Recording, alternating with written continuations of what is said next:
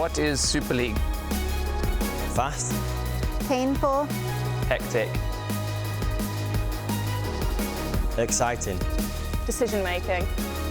Tactical. Entertaining. Action-packed. Intense. Furious. It's like we're heading into the unknown. Position is key.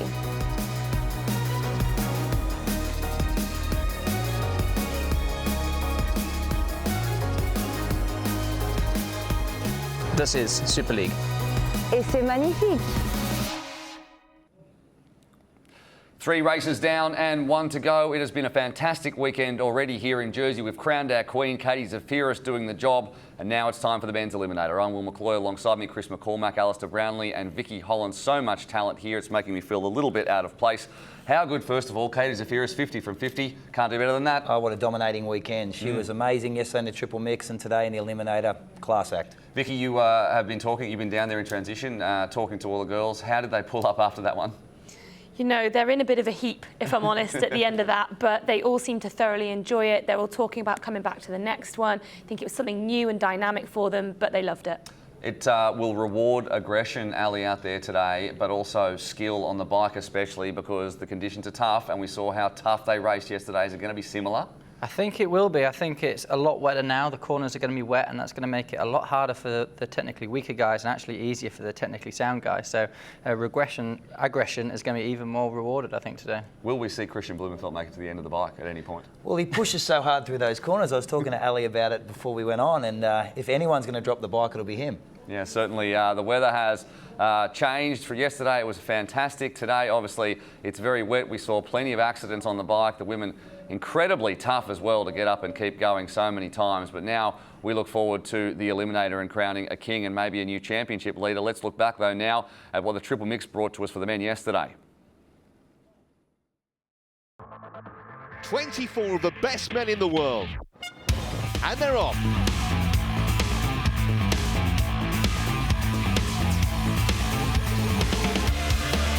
Bold from Brownlee. He's going seriously quick up front. No one said it would be easy. Only the tough survive in Super League.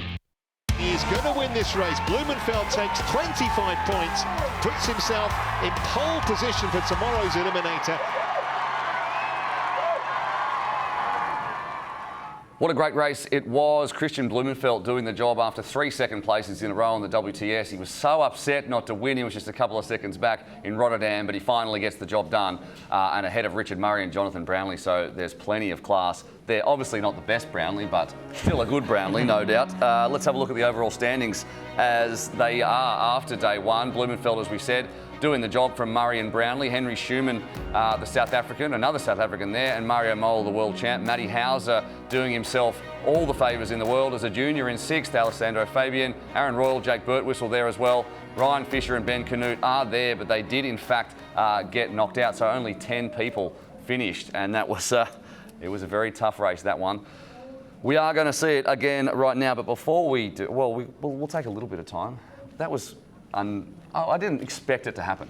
What, yesterday's race? I think the surprise out of yesterday's takeaway was just how aggressive Christian Blumenfeld was on that run. It opened up, he won the race with it, the aggressive run out of the turns. Certainly. There was plenty of aggression out on the course yesterday, as there will be today, but they've all had a chance to have a little bit of fun and see a bit of Jersey too, and I took some of the guys blow karting, and this is what happened.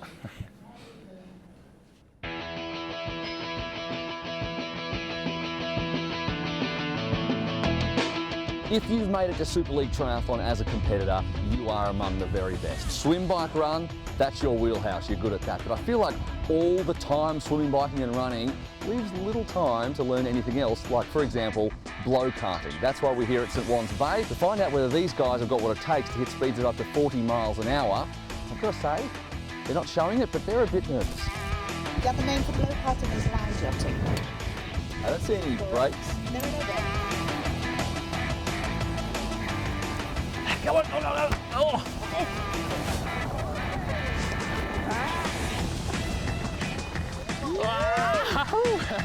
All right, we've had the safety briefing. Are you ready?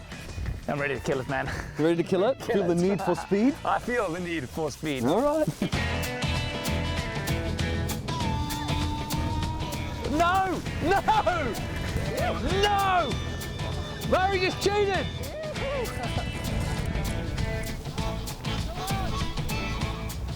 Taking your win. Get out of the way! I'm getting whacked. This is outrageous. Number one, you betcha. Come on, sail. I'm getting better now. This is better. One more. What's happening?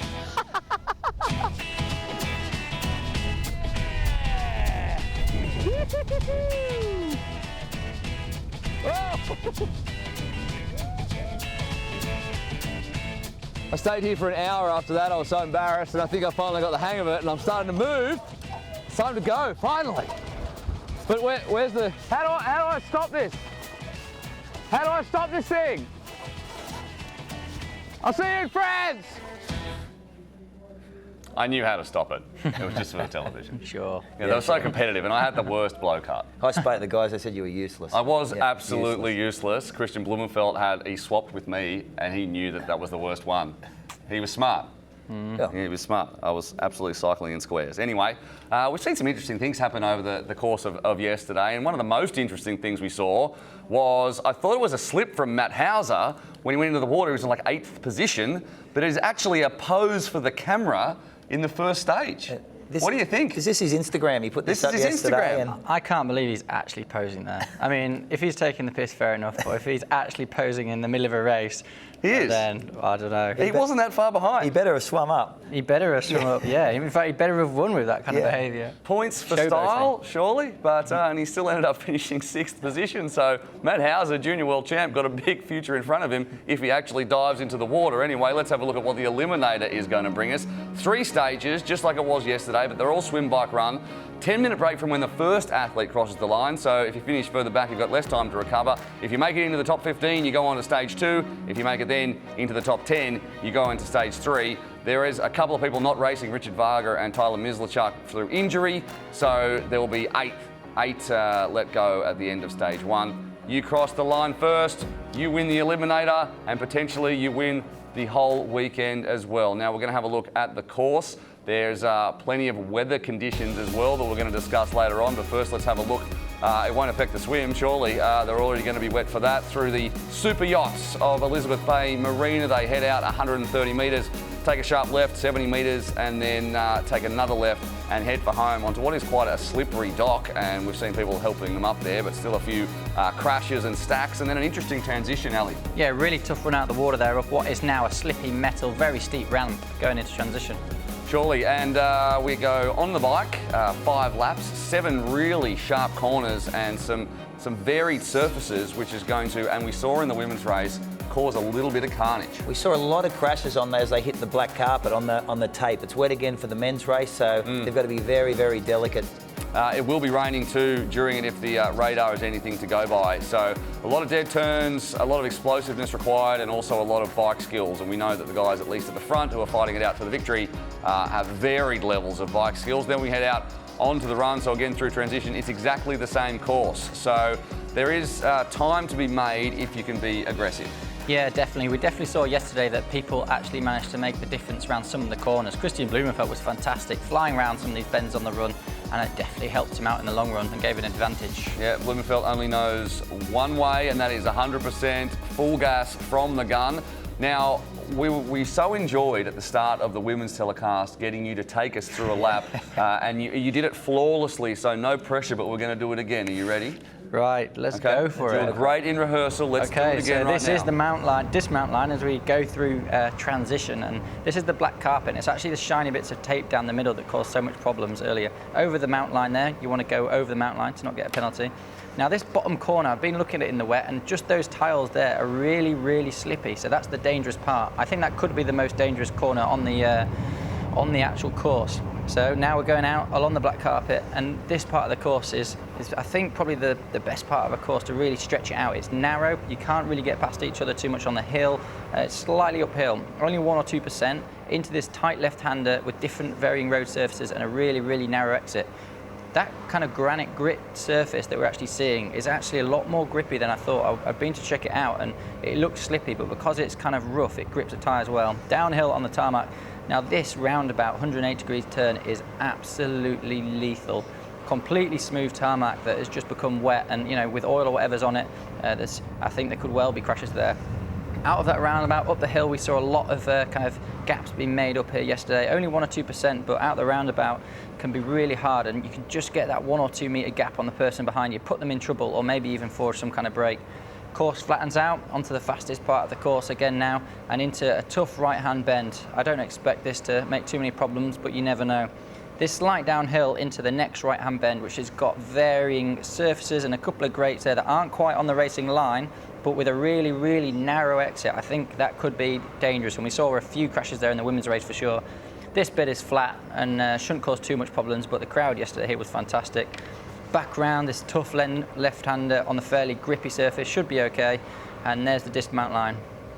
I think that was better than last time. You nailed it. That was brilliant. Absolutely nailed it. That was dry. That was dry. Pressure. This is not dry. That's going to change things. It's saturated. There's puddles. It's really teaming down. Absolutely. I look forward to it, and I also look forward to not being out there. I do. I think it's, well, actually, no, I wish I was out there, but I love this. If I was racing here today, I'd be rubbing my hands together. I think this is fantastic conditions, and it'll just make the differences between the really great bank handlers and the not so many. You know, it'll make it massive, and I think it'll blow apart. All right, let's have a look now at the start list. As you can see, Richard Murray there in the leader's jersey, well, at least the leader's tri-suit, warming up, and they're going to need to stay very warm. This is the way they're going to line up. Jake Birtwistle and Jonathan Brownlee next to each other. Daniel Hawksworth, the pride of Jersey, the local wild card, is lining up again. Yorick Van Egdom there, who had a tough time. Ben Dykstra had a tough time yesterday. They'll be looking to hit back. Christian Blumenfeld, Ben Canute, Richard Murray, our championship leader, as I said, he'll be in 13 alongside the world champ Mario Mola. A bunch of Aussies down there at the bottom with Aaron Royal, Igor Polyansky, and Andreas Schilling, who had a good time in his debut, will finish wide of all. Wonderful shots there as the tide is out, as it always seems to be here in Jersey. A huge amount of tidal flow up and back. 12 metres is the difference as the men who've just seen the women race in difficult conditions are about to do exactly the same thing as they're going to line up in their slots on the pontoon. And I am really looking forward to this. We're going to see someone take out their first official round, and we could see a new championship leader. Do you think we will?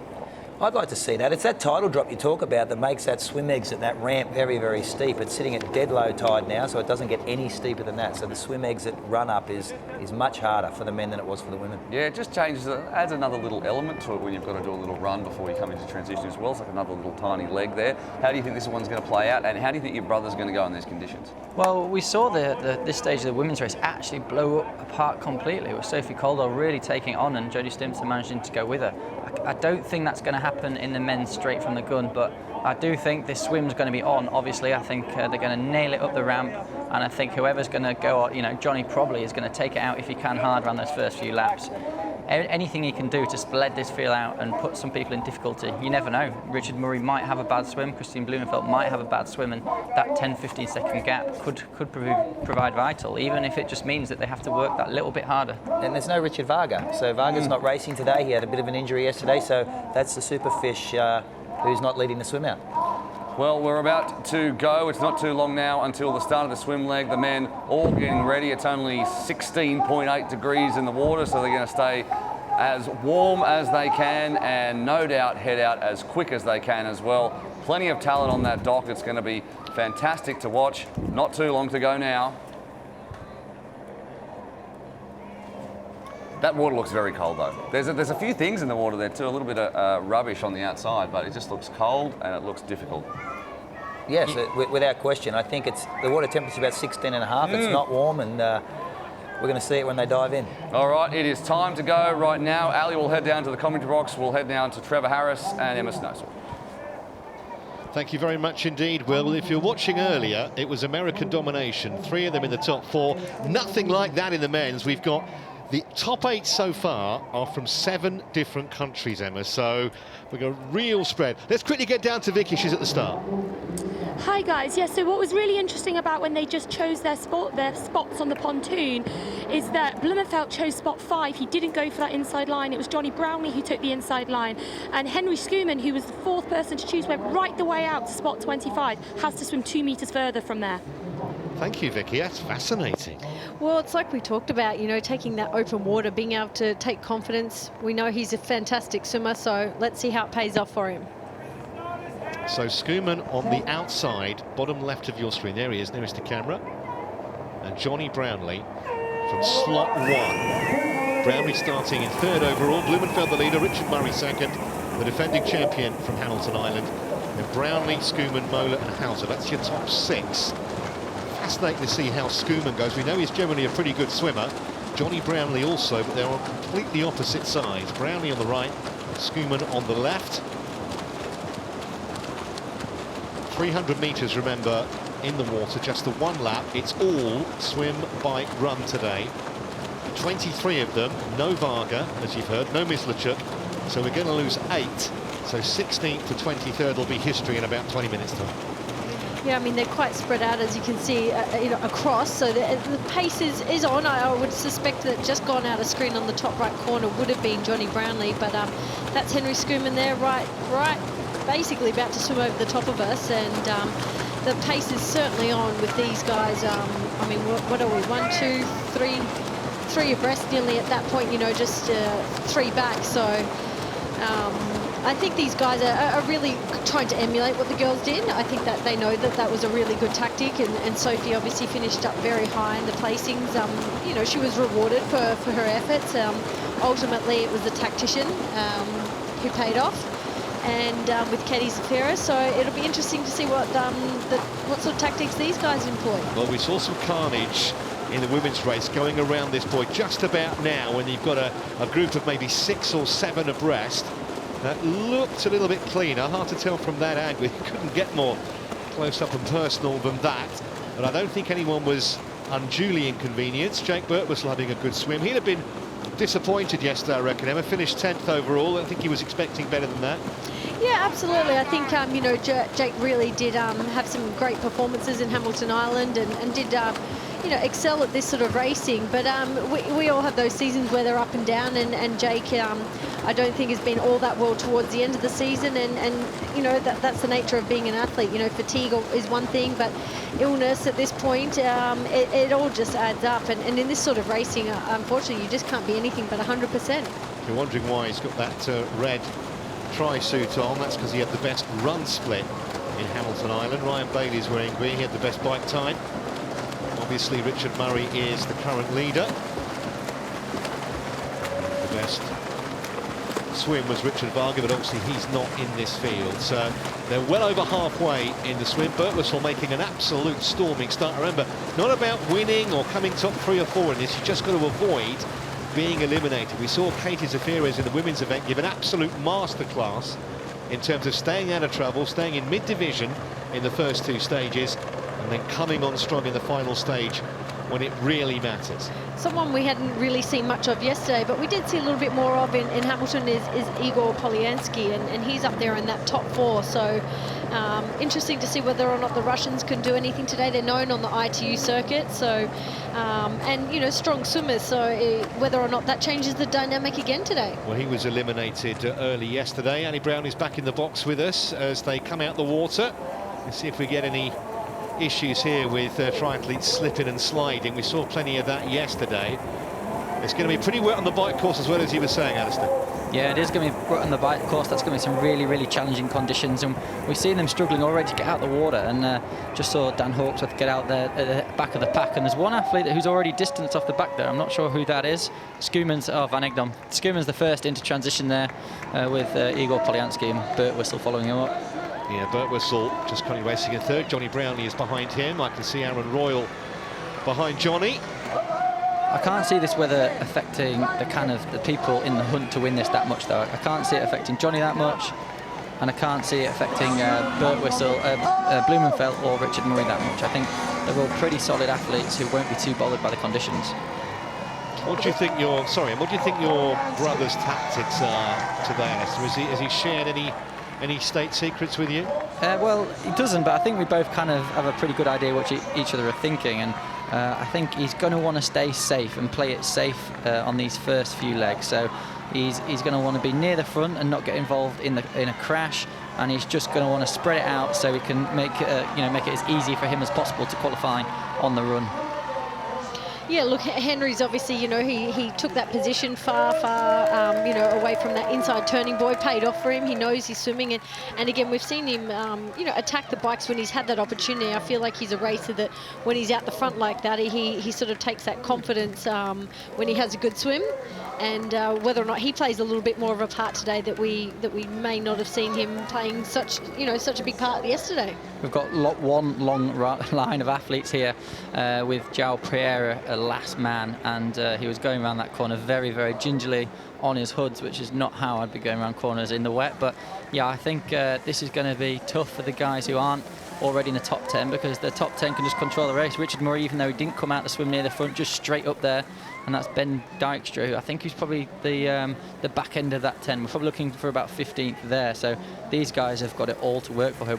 I think Christian Blumenfeld there outside the top 10. Yeah, at the moment, remember, you've got to be inside the top 15 to make it through to stage 2. We saw Murray nicely tucked in about 5th, 6th, 7th, something like that. He's done the work already. He's got himself in that position, and now he's fully aware that he's got enough bikers behind him that he's in no immediate danger at all, especially with obviously the run to come when we know he excels. Yeah, Richard Murray's in a great position here. He just has to ride fairly defensively there. There's no point in moving up too much. And actually, it looks like those first 4 or 5 guys are moving away. So Schoeman on the front there has obviously ridden pretty well to pull those guys away. With, I think, Fabian just about last man. Johnny's moved up well there because he came out in transition after messing up just next to Ben Dijkstra and is now a couple of seconds in front of him. So these guys that we're just seeing at the back there, like Van Egdom, who has to move up on the bike, not a great swimmer, not a great runner, so he has to move up, he has to make the most of these wet conditions. Another disappointing swim for Fernando Alonso, who's really had, by his standards, a pretty poor end to the season. He was very competitive early on. We've seen him win WTS races before, but something amiss at the moment with Senor Alaza, and he's struggling to qualify, even though we've obviously still got 3 or 4 laps on the bike plus the run to come.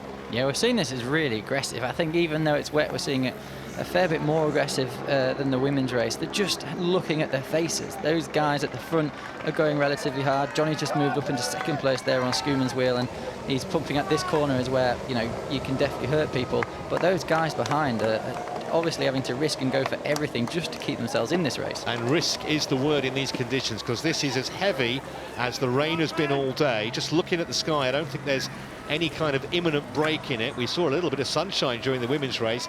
Not for the men. You can see the water spewing up off the tyres. It wouldn't be surprising if we had a few crashes. We saw that earlier on with the women. Yeah, I think Mario Moll is struggling a little bit in this as well. He's off the back of kind of that second pack. I've seen him, he was with kind of Ben Canute a lap or so ago, and Ben Canute's now moved through. Little slide of the wheel there, he did the right thing, held off the brakes and just waited for the bike to get itself back upright again. The best thing, well, the worst thing you can do when you start sliding is everything you want to do, which is brake. But the minute you brake, you fall off. So yeah, he did the right thing there. A lot of these guys will be sliding around these bends, and it's just how you control it. Yeah, Hauser's on the bubble at the moment. He's in that 16th place where no one wants to finish, because 16th and worse, you're out of here. But Brownlee doing it nicely with Henry Schoeman. Aaron Royal right up there. Richard Murray just where he wants to be. Much better today from Birtwistle so far. Ben Dijkstra also will be happy with the early stages. Mario Mola, he's okay. He's in touch. At the moment, no problems for the world champ. Yeah, well, 13th, 14th place there for Mario Mola and Blumenfeld. Okay, they're in, and that's fine, but I don't think it's where you'd want to be in this situation. You've got a lot of guys who can crash in front of you, and you're probably going to have to run a bit harder than you'd like. Still a dangerous place to be, isn't it? I mean, it is essentially one long, drawn-out pack, and yeah, if anyone, Christian Blumenfeld is mostly at risk there, I think, considering his results yesterday. Mario, he's been up there, but I think Christian probably be the one who'd be worrying a little bit more. Yeah, I think the guys at the front have slowed it off a bit here. They've let a couple of the other guys get back into it. We're seeing I think Howells they're pretty much back on, and he was gapped a fair bit a lap ago. So I think we're seeing a slowing in pace. But look how hard they're having to go just to keep themselves in the race. Whereas the guys at the front, who was Johnny and Aaron Royal there, just managing to stretch it out and not work too hard. I think it's really costing some of these guys towards the back. Every time they go around the corner, and even if it's half a metre opens up between them, the concertina effect means that by the time we get to Matthew Hauser at the back here, that's a lot of time to make up. Look, sprint, massive. He's having to do a 30-second max effort there just to get back on. Yeah, just to reiterate, 5 laps on the bike, 1 kilometre each lap, and then they'll be off the bikes for a 2K run, and 1st to 15th will be through to the second stage with just 10 minutes of recovery. So 3 laps into the bike, and Richard Murray doing it very safely and very confidently so far. But a little further down there we see the likes of Blumenfeld and Mola, 13th and 14th, and there's a little bit of a gap to Van Egdem in 17th, but as you say, it's cutting it tight. Cutting it very fine, and we just keep reiterating the conditions. I mean, you can see how much water is now on the road. It's continuing to rain. It doesn't look like it's going to be letting up anytime soon, but playing into the hands of people like Johnny, I think, you know, who just thrive in these conditions, know their strengths, and just want to continue to make, you know, put the pressure on these people to hopefully, you know, for someone else to make those mistakes. And I think, yeah, I'll give it to both of you boys. Yeah, I mean, you're very good at doing that. There is actually 16 guys in this pack, and the last 2, Hauser and Schilling, so you know, they're in the hot seat at the moment, but both moving up. We've just seen that actually it's Ben Dykstra that's just been forced back into 17th place.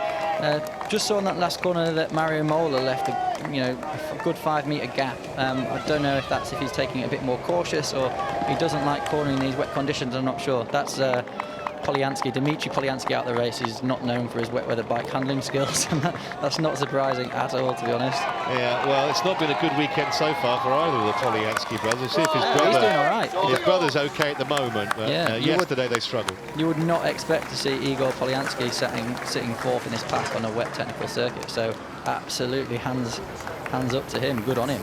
And you can just see how much harder it is for Ben Dykstra at the back of that pack there. Really, really tough. These gaps are opening up, and he has to work so hard to get back in the wheels every time. 1 lap to go now. You're just doing extra work, you know. It's almost like you're just adding an extra element to the race by being that far back. I mean, that elastic just keeps, you know, stretching, and you make your way back, but the amount of energy it costs you to do that every single time, and we've talked about the number of dead turns, corners, the roundabout. I mean, it's just, I just don't see that you can afford that in this style of racing. Well, yeah. Ben Dykstra's run is going to be fascinating. He's just a second behind Mario Mola. You would imagine Mola would run through the likes of Andreas Schilling and others, but as you say, on a wet course, with this the first of 3 stages, we'll have to wait and see. I think Mario Mola is safe here. The interesting thing is he's moved back from about 10th place in that group, just seeing, I think, the Polyansky crash here.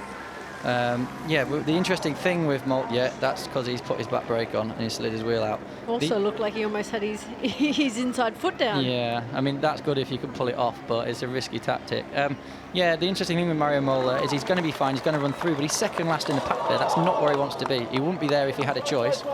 He'd be in the first 3 or 4. Ooh. That's Dykstra off. Yeah, Dykstra is remounting, but he's lost an awful lot of time, and he was right on the cusp. I think he was 1 place off Moda last we saw, so that's a massive blow to the young Brit.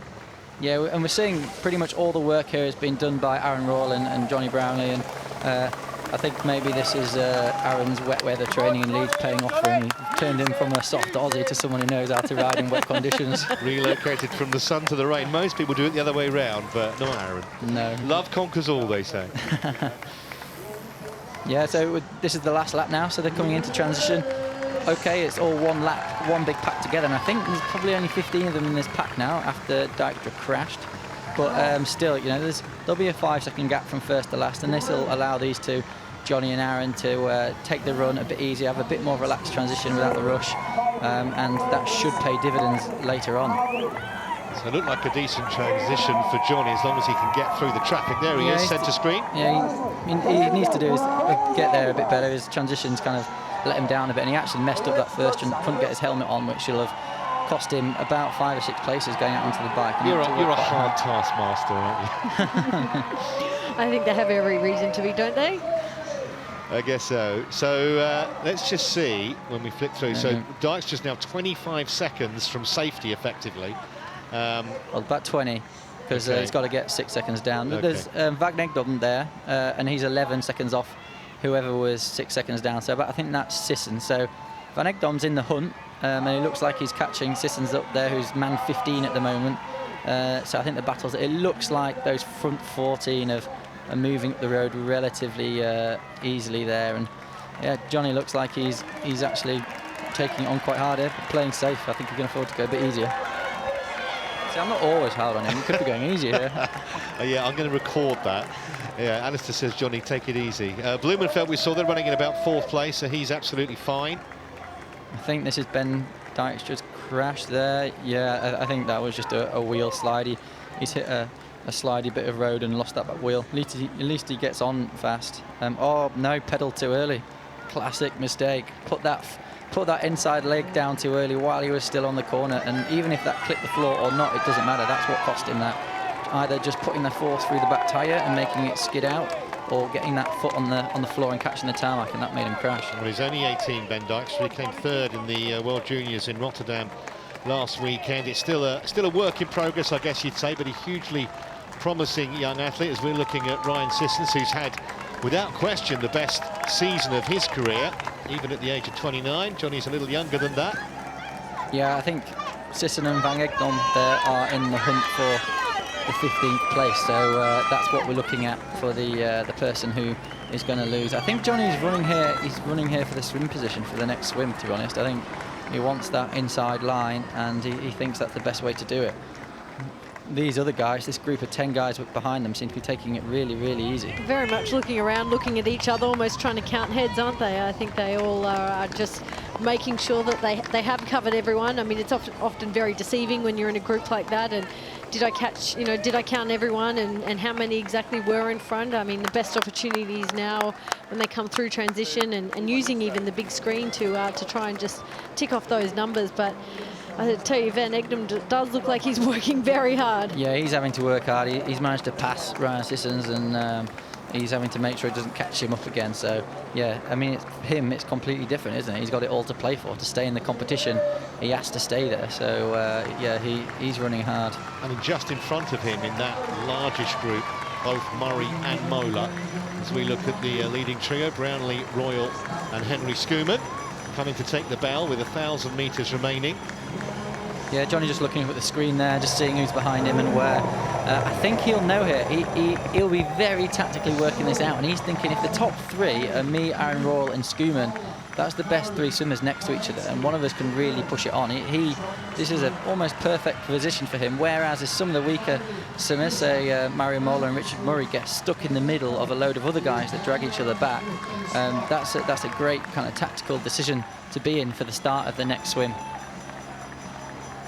Well, these guys are in trouble. Van Egdom is currently 15th, so at the moment, as things stand, he's okay, but he's got to stay there for one more lap, and he's got Ryan Sissons behind him. All these guys, these are the guys in front of Van Egdom.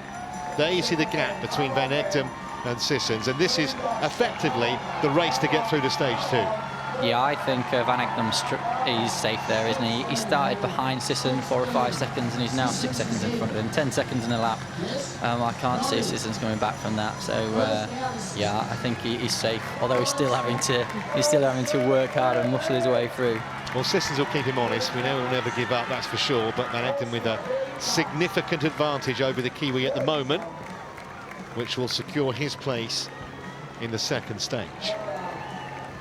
Yeah, he's having to work obviously a lot harder than he'd like, but he doesn't have a choice. And I think looking at Sissons' kind of gait here, I think he's just eased up a bit. I think he's relinquished to the fact. Yeah. He certainly doesn't appear like he's putting on as much pressure as Van Egdom, and maybe yeah, the season catches up with you and you've got nothing left to give. Yeah, you can see at the front as well, Johnny's eased up, and that's allowed the field kind of to come back together, and I think Mario Mola is running quite hard. I think Mario Mola will be quite conscious of his swim position. He needs to start next to a swimmer that he can really use to get himself into a good position. He does not want to be left on his own somewhere and having to really swim his own race. I think that would really cost him a lot. Blumenfeld are now at the front ahead of Brownlee, Royal and Stewart. You can see Moyler just in behind. So as things stand, he's going to get effectively 5th choice as to which slot to start from on the pontoon. I expect to see them lining straight up from the left, to be honest. So these guys are racing to be closest to the left-hand side if they possibly can. Well, you say that. Schumann chose 25. Did he? Yeah, in first stage, yeah, he did. Well, that'll just because if he didn't have the choice of being close to the left rather than going for the middle, he'll have just gone for clear water on the right-hand side. Yeah, he would have had 4th choice. So yeah. Sisson's in trouble, though. I think, as you say, he's given up the ghost of catching Van Egden, but we'll keep monitoring that. Yeah, all these guys are comfortably in. Hauser there doing the right thing. There's no point in him exerting any more energy than he has to. He's a good swimmer and he's fast over the first few hundred metres, so he doesn't have to worry too much about his start position, I don't think. And the loneliness of the, well, semi-short distance runner, I guess, for Ryan Sissons, but his race will be run shortly. Blumenfeld coming in, remember, with the maximum 25 points after winning the triple mix yesterday. Johnny Brownlee 3rd overall. Richard Murray split those two. He's safely in the leading 8 or 10. So no what you call big name casualties, although Ben Dykstra, after that incident on the bike, looks like he's going to be out here. Jake Birtwistle just about inside the cut. Yeah, we haven't seen the people back from 16th, Ryan Sisson 16th. We haven't seen them for the whole race, have they? I don't know what's happened. I don't know if they're further behind or been eliminated or crashed. Maybe we'll get to know a bit more as they cross the line. Well, Fernando Alaza plumb last at the moment, that much I can tell you. Crisanto Grajales struggling, not his kind of conditions, you'd probably say. And Blumenfeld wants that inside spot, or wants the win at least, because he's just put a bit of effort in to get there with Johnny in second, Aaron Royal, and Mario Mola comes through there. Exactly, that shows that effort. He decided that effort on the run there was worth a good swim start position. It's really, really important for him. Yeah, he just nipped ahead of Henry Schumann, didn't he, as they got to the line. So he will have 4th choice. Blumenfeld just, he sees a winning line, he just can't help getting across it first. He doesn't have to do that. Yeah, I just looked at the first 13 guys walking through the recovery area here, and they all look pretty happy and refreshed. Van Egden looks like he's gone hard though. He's got a red face and looks like he's had to work for it, and Hauser looks very relaxed. Well, that's Ryan Sissons, who is going to be out, finishing down in 17th. That's Gonzalo Grajantes, but he's way too far back now. Eliminated, as is João Pereira. Probably not his kind of day either, the Portuguese. Yeah, and Fernando Lars, like I was saying earlier, he just hasn't seemed to find that same vein as form that he's had in the past this year. A real up and down season. Ben Shaw. And that's Dan Hawksworth, the Jersey competitor, finding things a little bit too hot to handle. He's actually won a couple of UK Ironman titles, Hawksworth, but couldn't live with these guys today. That's what it does to you, Super League. Well, it's got to be tough trying to do some long distance racing and then coming back to do this. So yeah, I mean, good on him for trying. It's his home race, and what a fantastic opportunity for him it is to race this kind of big scale triathlon in his hometown. Let's get down to Emma. She's got Matt Hauser with her. Well, Matt, that was a little bit of a nail biter. I mean, did you really plan it that way? But you've made it through to the next round, 15th. Yeah, I was feeling comfortable in the run. I was in a bit of trouble after the swim and really had to push the bike quite hard to get back onto the pack. But yeah, it was all about conserving energy at the end and just making sure I just got through. So bring on the next two. The conditions, obviously extremely wet. Any tactics coming into play now? Well, it's definitely being cautious out there on the bike, and also positioning is quite important out there. You never know what's going to happen. It might not be you who crashes, but it might be someone else who crashes. So, yeah. So today, is there any time for those Instagram poses? Probably not. I'd say it's full gas today. All right, well, maybe we'll look forward to one afterwards. Hopefully. Thanks. Good luck. Emma, yeah, saying that it's a bit wet. It's an understatement now. It's absolutely chucking it down here, making conditions even more difficult than they were originally. We saw some women come to grief earlier, and we saw a couple, including Ben Dykstra, come to grief around that roundabout. You wouldn't misrecognise Christian Blumenfeld, would you, in that? I wonder where he got that. No, it looks like some kind of winter Olympic kit, doesn't it? But I know he is from Norway, so maybe they can share kit from different winter and summer sports there. But yeah, I think to talk about the weather, you know, we've talked a lot about the effect that has on the course and how slippy it makes the corners. But what about the effect now where they've got 10 minutes where recovery? They just want to be able to deal with the bike stuff easily and have a nice sit down, not have to deal with the rain. Well, one man who couldn't deal with the rain on that roundabout was Ben Dykstra. He's down with Vicky. Ben, 2 crashes in 2 days, and as much as you'll be hurting, I'm sure you'll be equally disappointed that it did cost you that 15th place and into the next round. Yeah, that's right. I mean, same corner as well, so I don't think I really like that roundabout up at the top of the course, but you know, there's another day of flat out racing, and I think I would have just hung on to the back of that group and hopefully ran myself into a qualifying position for the next round. But I mean, unfortunately, as I said yesterday with the crash, that's just part of racing, and yeah, things don't always go to plan. And unfortunately, it was just me on both days this weekend. So that's a wrap to my season, and hopefully, I'll have a bit more luck next year. We wish you luck for next year, Ben. Thanks for talking to us. Thank you very much. Thank you. Well, good to see him taking it in good spirit. That's the conditions, and that's the finishing positions. Blumenfeld, Brownlee, Royal Motor, all very comfortable. Schoeman as well with Ben Canute, who we haven't mentioned really. Andreas Schilling's having a good weekend. He was competitive yesterday. Richard Murray, who was second overall, and the defending champion from Hamilton Island. Alessandro Fabian and Ryan Bailey complete the top 10. But it doesn't really matter where you finish in that stage. Well, as long as you're inside the top 15. We just heard from Matt Hauser, Fisher, Birtwistle and Igor Polyansky, at least upholding the family honour, finishing in 11th and safely qualifying. Not what you can say about either Ben Shaw or the local man Dan Hawksworth. So stage 1 done and dusted. 2 more stages to go until we find out who's going to be the champion here in Jersey. It's going to get a little more interesting now, Alistair, in this second stage, once we've had this rest period, because only the top 10 will go through. We might see a couple of big names near the cut here. It's possible, but not likely, I would have thought. I think the swim is going to be on, like we talked about in the women's situation. Only having 15 people in the swim is a definite advantage to the strong swimmers and a disadvantage to the weak swimmers. Whether that causes a bit more gaps heading out onto the bike, and whether the guys out at the front, maybe again like Aaron Royal and Johnny, can really exploit that, we'll see. Well, let's go down to Vicky. I think she's got probably a somewhat disappointed Ryan Sissons with her. I am with Ryan. Unfortunately, that wasn't probably your finest out there. Breakthrough season, but must be disappointed to be out in the first round of the Eliminator. Yeah, for sure. I mean, I've been struggling yesterday as well, to be honest. I got better and better as the day went on, and I actually didn't feel too bad on the swim and bike today. Just had nothing on the run. It's been a pretty long season. I was pretty happy with the season. Haven't finished it that well, but yeah, there's another year next year, and looking forward to having a bit of a break now and then heading into 2018 for the Commonwealth Games first up. Do you think that final run was affected by yesterday's efforts as well? Yeah, I think so. I mean, I class myself as a runner, and today I got outrun by a lot of people who I would expect to beat. So, yeah, I think I'm just a bit tired, to be honest with you. I just need a good break. Thanks, Ryan. Well, Cheers. to be fair to Ryan Sissons, he was on the podium in Hamburg, he had a 4th place in Stockholm, so it has been a really good season for him, which maybe one event too many today. And you can see the rain is absolutely sheeting down here in Jersey. No let up for any of them. So probably around about 5 minutes or slightly less now left in the recovery period. That's the recovery room. Ben Dykstra doesn't have to worry. Henry Schoeman, though, of course, does. None of the really big names in any real trouble there. I think, you know, the positioning now going into the swim is what's going to be really important for them. And, I mean, Matt said that, you know, the same for him. He didn't feel well positioned coming out of the swim onto the bike.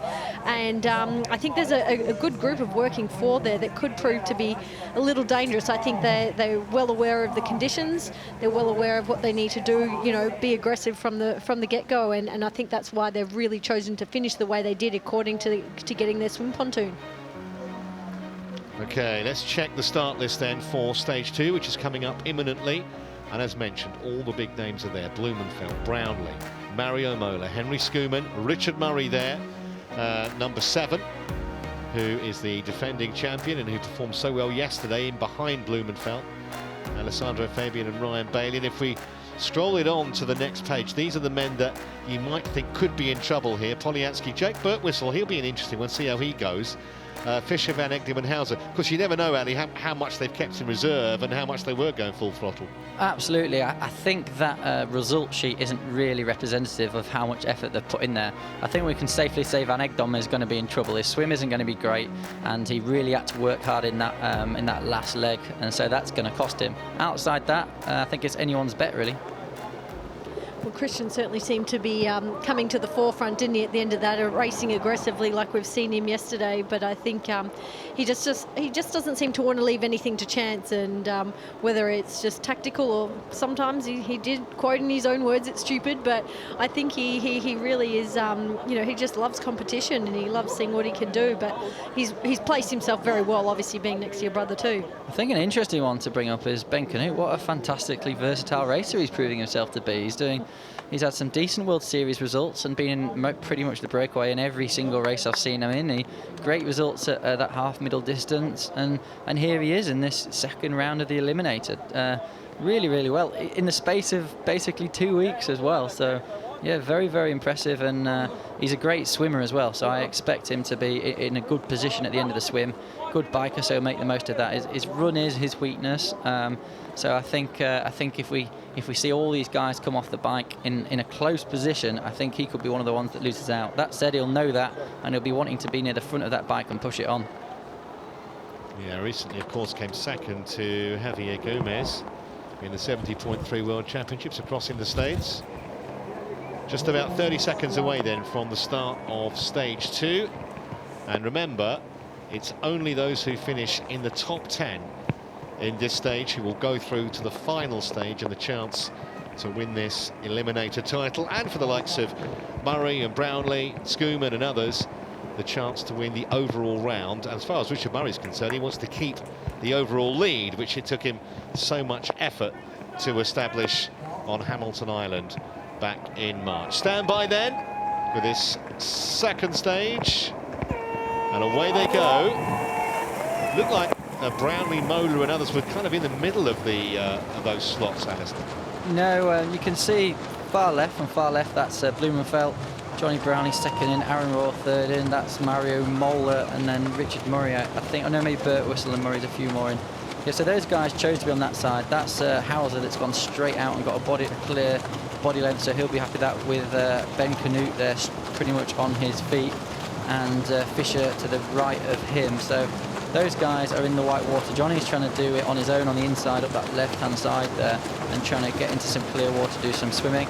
Poliansky's in a battle here, we're seeing right now with Burt Whistle. Those two are both holding each other back. When you swim that close shoulder to shoulder, you're dragging each other back and making it hard. And I think that's Schoeman. Schoeman likes that right-hand side, doesn't he? He wants clear water, but he's not getting clear water here at all. He's back on Poliansky, so he's going to have to swim the long way around. Yeah, it's the second time we've seen him choose that slot. Let's get out of Vicky's. Fascinating how they decide where they want to be on that pontoon, Vicky. Yeah, so this time Christian Blumenfeld did choose that inside track. But once again, Henry Schoeman went right to the far side. He obviously likes to get out on that far side, get himself a bit of clean water, maybe just try and take himself completely out of the fight. Matt Hauser coming through in the middle there, he said in his interview straight after the last round that he'd made life really hard for himself with a poor swim. He's obviously out to make up for that this time round. Yeah, thank you, and he's doing a pretty good job of it too. He's cleared by a couple of lengths at least as they go round the swim buoy.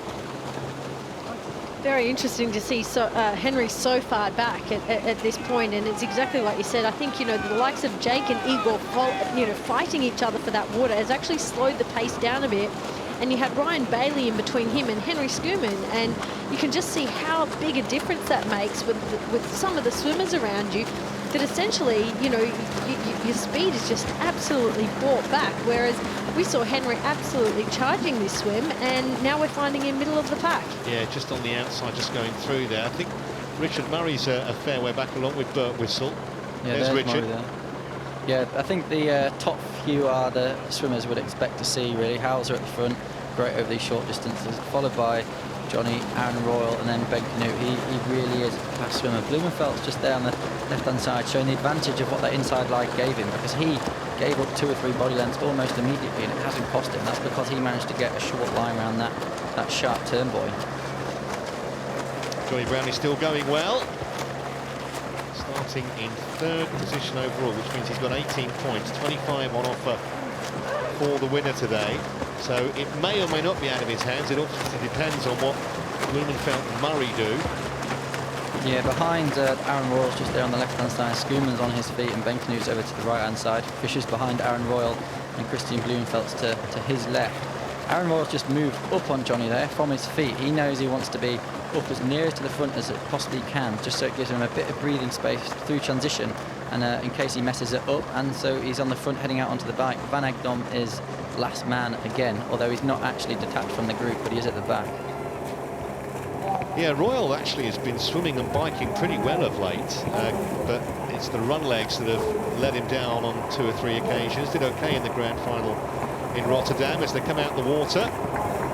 There's Richard Murray there, out third less. Oh no, Van Egdom wasn't last man, it's Polyansky last man, and he's a good swimmer, so I don't know what happened to him. Early on in the swim, I saw someone immediately swim left and swim over the entire pack. I don't know who that was, and I don't know why they did it, but I think it really messed up the kind of order of the group. There's Mario Mola towards the back of that. He's not detached from the group at all, but he's going to have work to do to move up towards the front.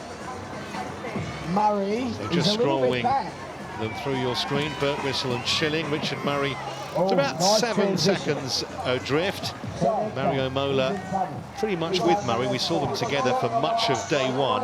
And then Bailey, Van Egdom and Polyansky. We've got problems there. Big crash, yeah. You're watching stage 2 of the Super League Triathlon Eliminator from Jersey. Some issues and some drama in transition, and it looks like some problems with the bike there. Is that Skuman? I can't see exactly who it was. I think it was. Yeah, it was Skuman and Polyansky both struggling to get on the bike. Skuman looked like he was trying to straighten his wheel up, so that looks pretty critical for him. I think he's going to struggle to get back in the race. This is Ben Canute taking it on. Johnny on his wheel, Hauser and Aaron Royal. So absolutely, as we expected from the start, Ben Canute is going to try and push this on. He knows he might struggle to qualify if it comes down to a run, so he's going to push it on. Christian Blumenfeld was towards the back of that group. I think he might just have slipped outside the top 10. I'm not sure what happened to him. I think he's probably had a bit of a dodgy transition.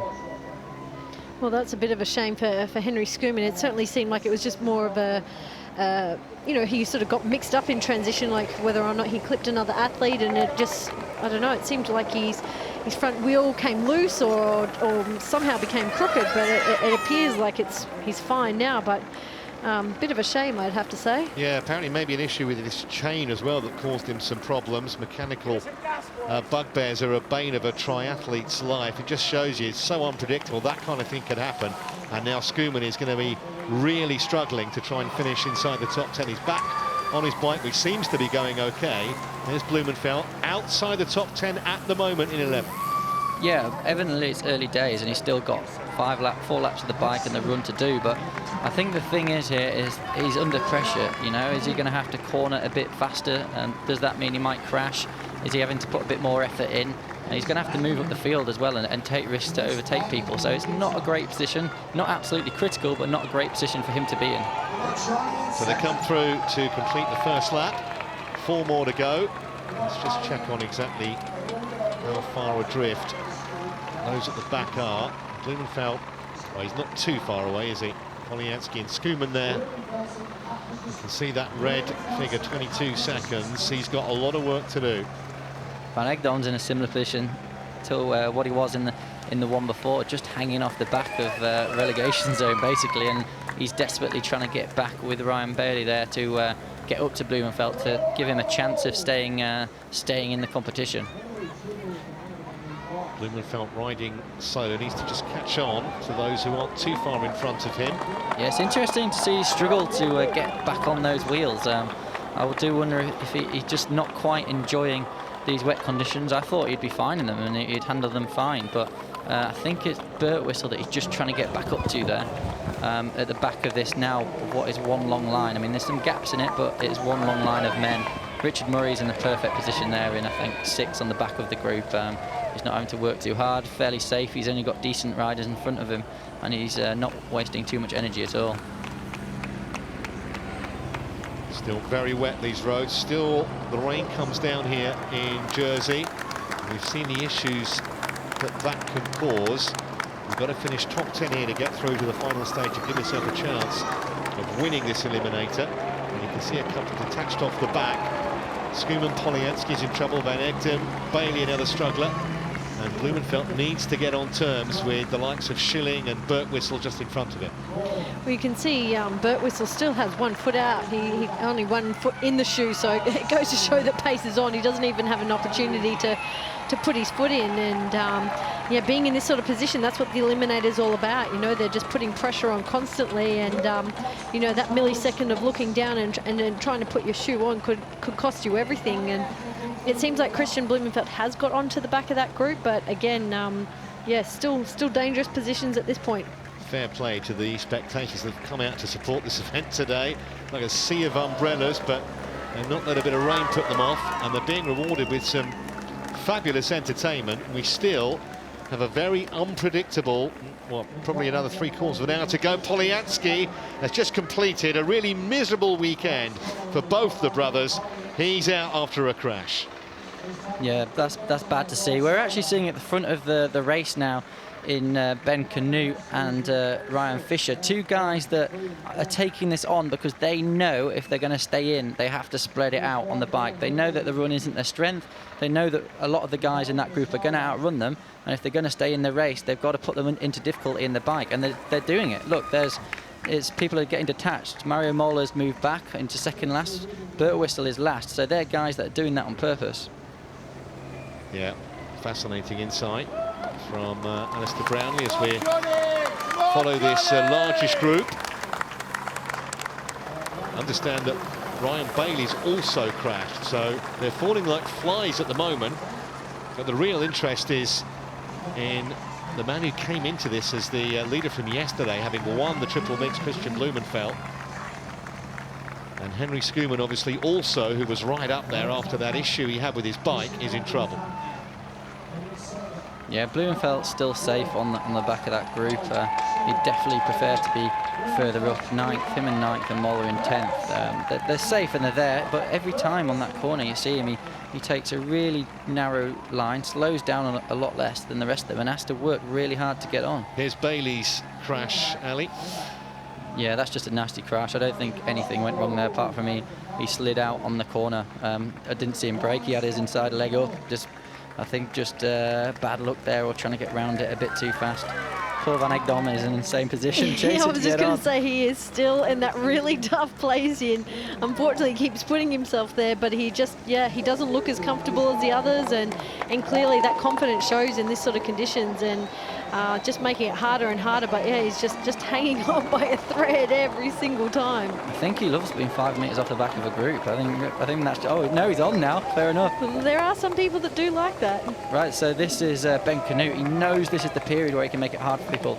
Out that slow roundabout, he's got a slight uphill, so it's hard to get back on terms, and he's really pushing up. Look how hard the guys behind him are having to go just to stay in touch, and that's awful if you're Van Egdom, who's just had to nail himself to make it across the gap. Just got on, and it seemed like Ben was even having a word to the motorbike. Can you please hurry up? You're kind of getting in my way. Yeah, and that obviously, when you go full gas, brings its own challenges in these conditions. I mean, Canute's just a classic swim biker, isn't he? But as Alistair was saying, we've seen it in just about every distance of triathlon, from 70.3 down to the sprint to the Olympic distance. He's been an almost permanent member of the American team in the mixed relay as well. As we look at Schoeman trying to somehow get back into this event. Yeah, we just saw Blumenfeld come past the box there, and after one of the corners, about a 10-metre gap off the back. So he's definitely not enjoying these conditions as much as I would have thought. I mean, that said, what effect it'll have him on the long term? You know, he seems pretty solid at being able to run well even when he's tired. But it's still a point worth making. This is still hard. I mean, Fabian there, look how hard Alessandro Fabian's going just to stay in the wheels. People are trying to move up there. That's Matti Hauser trying to move up the field. He knows the nearer he is the front going into transition, the easier it's going to be on that run. A sensible thing to do. So 1 lap remaining then on the bikes. Another 1,000 metres, and then they'll be off on the run. And we're going to lose a big name here. Birtwistle is in trouble. Obviously, Henry Schoeman we've mentioned after that mechanical incident. Looking at Blumenfeld there, Van Egdom, Mario Moller, who's moved back, and Birtwistle, last man. And the gap there, look at the gap in front of Blumenfeld and the back. You know, these guys and Moller having to do an absolute maximum effort there to try and close the gap. back up to the wheel in front of him.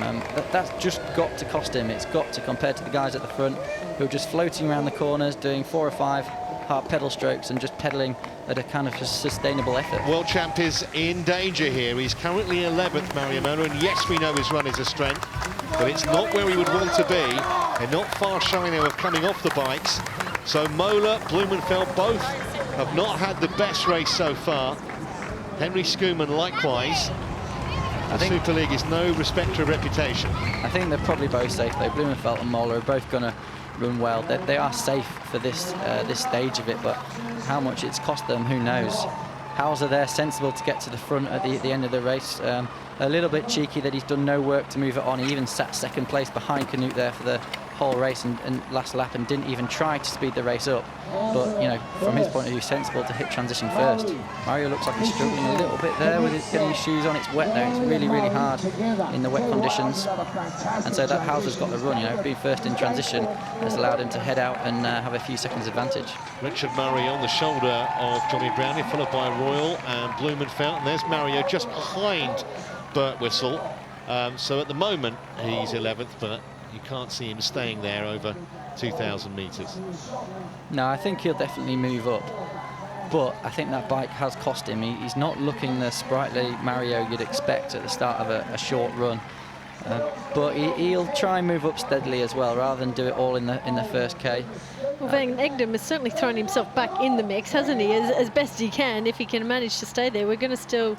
It'll come down to the wire, I think, as to who's not going to make it across the line in those top 10. Yeah, when you saw Henry Schoeman racing in that really lonely position, he's way, way behind, and needs a near miracle if he's going to qualify. Yeah, Schilling's the back of that group now, and just, you know, it looks to be splitting out a bit on him when Moller's moved past him. I think Moller's doing the right thing here, you know, he's just making it as easy as possible for himself on this run. He knows it's the next race that's all to play for. So 12 in that leading group, Schoeman in behind. So of those leaders, 2 of them will be leaving us shortly. The question is which 2. Schilling and Fisher at the back at the moment. Mola, as you can see and as we imagined, is moving up, just going around the outside of Van Egdom. And it's Ben Canute there that is struggling and moving back kind of through the pack, as it were, or the pack's moving past him. He's obviously had to ride really hard there to try and spread it out, and it didn't quite achieve what he wanted. You know, he would have wanted to come off the bike with less than 10 people to make it a dead cert that he would get through. But I think he's going to do all he can to hang in here, but these guys are going to be trying to get past him. I mean, the way he's running, he looks like he's running a 100-metre sprint compared to the rest of them, doesn't he? I mean, his elbows are out really wide, and his hands are moving seemingly a lot faster, and still relaxed, but he just looks like he's working that much harder than the rest of them. Fisher starting to struggle at the back of that pack, and then behind, way behind, is Henry Schoeman. This is a nervous place to be if you're any of these 4-5 men there, isn't it? I think Moller's number 3, 6 from last. I think he knows he's safe. He can speed up if he needs to, but those 5 men at the back will be looking at each other and thinking, oh, who's going to go here? I mean, Alessandro Fabian has been fairly consistent all weekend, and he was even just into transition with Hauser there, but moving to the back of the group. And yeah, he's also someone that's you know, just been bordering, but you know, who knows, because well, we saw Hauser just scrape in the last round, and now is you know, fighting for that first place in this round, and again, hopefully, you know, fighting for a good position if he can remain in that top 10. Well, this run has really found out Ryan Fisher. I think he was 2nd or 3rd out of transition, certainly up the front. And now he is in serious trouble as they take the bell with 1,000 metres to go. And those in that front group, no danger for the likes of Hauser, Johnny Brownie, Blumenfeld, Royal and Murray. Murray and Brownie running very sensible, quite quiet races so far, Andy. Yeah, and I think on Blumenfeld as well, they know they're safely inside the top 5, and there's no danger of the people at the back of this group catching them. They don't want to exert too much energy. You know, it's really getting to the real business end of this competition now, isn't it? And I think they know that, and they're trying to energy conserve as much as they can. Ben Canute seems to be the one again, just you know, move through the back of that pack, just there on the rider. Well, in that last 3, but again, he's putting up a fantastic fight. I mean, like you said, he's been so diverse, and this is by far probably the most out of their racing comfort zone distance-wise, and he's doing a fantastic job just to keep with them at this point. Richard Murray just moving through there. to the front. I'm sure he wants to be near the front, and he's looking around him as well, kind of looking at the effort different people are putting in. I think he'll want a decent swim start position for this last race. He knows with only 10 people diving in that water around him, if he got isolated somewhere next to some other relatively weak swimmers or on an outside, it could be pretty dangerous for him. So I think we're going to lose Ryan Fisher. I don't think he can give any more. And at the moment, it looks like Fabian is in a real battle with Canute. In terms of, and Van Egtem, in terms of one of those is going to go as well. I think it's down between all three of them, isn't it? It's extremely close. I guess it's just who's got any little bit of gas left in the tank. Yeah, Christian Blumenfeld on the front, taking on the position we'd expect to see him in. I think these guys are kind of shuffling a bit, thinking about their swim start position, and we've got Fabian and Canute there battling. Yeah, that's the race just in behind in terms of who's going to get through, because we got Fabian followed by Canute. At the moment, they're okay, and Van Egtem is the man in trouble, and he's being dropped by the look of it. Less than 500 meters left, and Van Egtem is seriously struggling. They're going further and further away from him with every stride now. Yeah, I can't see Van Egtem recovering from this now. Everyone else is moving away, and I think it's pretty tough for him. The guys at the front still look relaxed, so they could move it on if they need to. I think Canute's run a fantastic race. You know, he's had to really battle. He took the bike on and has had to battle through the run, and that's let him stay there, which is really good to see. Van Egtem, who's had that marvellous moment in the summer when he was part of the Dutch team that got on the podium for the first time in the mixed relay. But I think his race is run for today. Johnny Brownie looking pretty relaxed and pretty fresh up front, alongside our leader Blumenfeld. Aaron Royal still going well. He looks fresh, as does Richard Murray. Mario Mola maybe hasn't done it totally by the book in terms of it's been, well, a couple of anxious moments for him today, but he's fine. Yeah, and I think that's the thing about these races. You've got to remember that actually you're going to have little trials and tribulations, things that go wrong along the way, and it's how you cope with them and how you get over that and move on is the test of kind of how good an athlete you are. Things aren't going to go right all the time, especially when you're racing on a small, just over 1 kilometre loop in Jersey in the rain 3 times in one day. You've just got to be able to cope with these things, and that is a lot of the time that's what separates the best, really. So a whole group of them cross the finish line, but the important thing, you see Van Egtem is struggling. Canute does really well. Fabian also has qualified, and it is the end of the line for Jorik Van Egtem. 11th place is no good in the second stage Eliminator. Got really technical or tactical at the end there, as they were all looking basically who they were going to be starting next to on the swim in 10 minutes time. Johnny actually signalled to Aaron Royal to make sure that he was close to him.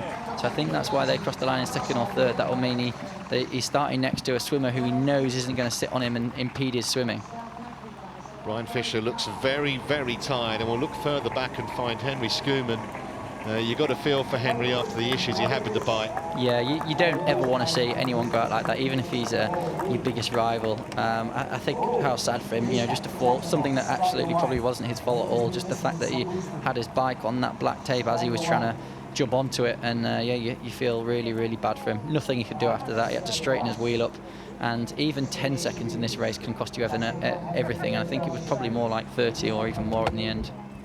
Let's go down to Emma. She's got to qualify with Alessandro Fabian. Alessandro Fabian, that was a very tight finish. Did you really want to leave it that close? You've come into the third round though, 10th position. Yeah, well, the second one was very hard, but I'm happy, yeah, because I'm the third manche, and I think I push all the energy in. You seem like a very positive athlete, and I think everything's working in your favour. I mean, we're coming to the 6th race, I guess, for the weekend. Tell me, you know, what's the plan from here? Just put everything out there on the line? Yeah, absolutely. This is the reason why we are athletes. And yeah, I fight and I put all my energy. I think the third one, it will be hard, but we have always the smile, yeah. Well, you've made it to the third round. Good luck. Thank you very much. Tired but positive. Yes. I think that's how we can sum up that fantastic interview. Absolutely. Let's check the results then of that second stage. most of the big names are there. Blumenfeld, Brownlee and Murray. There were 1, 2 and 3 yesterday, although not quite in that order. Aaron Royal and Mariamola racing well, along with Bert Whistle, who's having a better day than he had yesterday. And a really brave effort by Ben Canuti. Did so much work on the bike and still had enough on the run to qualify. So that's going to be the 10 for the final. Let's get down to Vicky, see what she's got for us. Yeah, I'm here with Jorik van Egdem. You were 15th place in the first round. You just hung on there and snuck in. In the second round, that awful 11th place. You must be gutted not to be in the final. Oh yeah, it's the worst place possible, and yeah, it's probably partly because in the first round I got just better in swim, and because of that I had to push the whole race. And second swim wasn't great, but not as bad as the first one, and still got to push the whole race. And in the end, I just couldn't accelerate anymore. And at the roundabout, I think the guys just took a bit out of me, and I couldn't come back anymore. So yeah, it's the worst possible place, but still, I think after yesterday, it's not the worst position I could finish in. Like, could be worse. Do you think yesterday's racing took it out of your legs for today? Because it looked a little bit like on the bike, you were a bit back and yo-yoing off the back of that group. Do you think that was because of yesterday? Yeah, well, yesterday I had to work for it, and I've been a bit ill last week, so I wasn't like 100%. So maybe partly because of that. But still, I felt quite good today, and well, even if it's the worst possible place to finish, I'm still quite happy with it. Well done today. Thank you.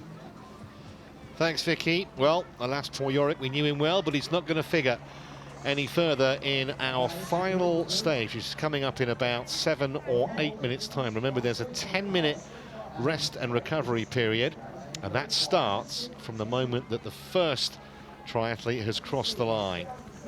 See how much the Olympics mean to him. Tough place, 11. Yeah, really, really tough place. Well, I think it was 12. Wasn't you Van Egdem 11th in the end? Is that right? Yeah.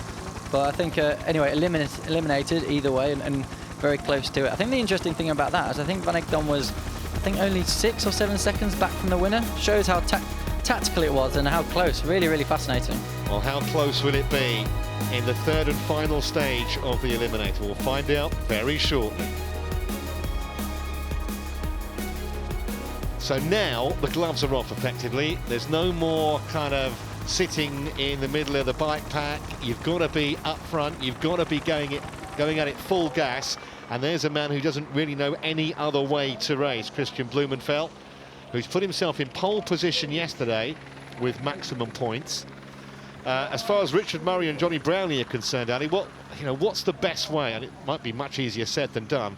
When you know how tough and how strong Christian Blumenfeld is, what are the weaknesses in the armour?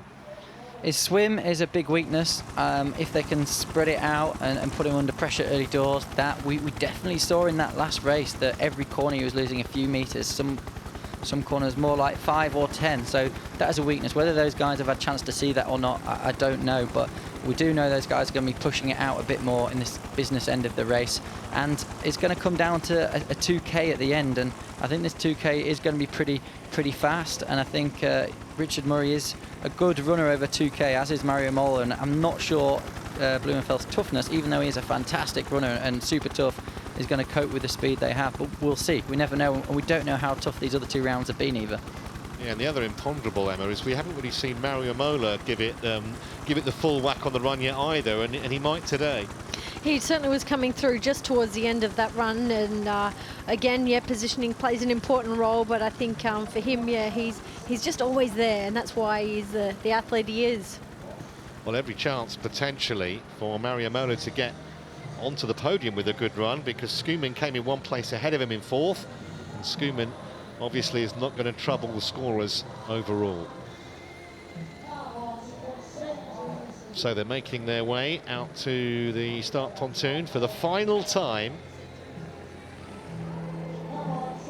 Blumenfeld there with that unmissable jacket.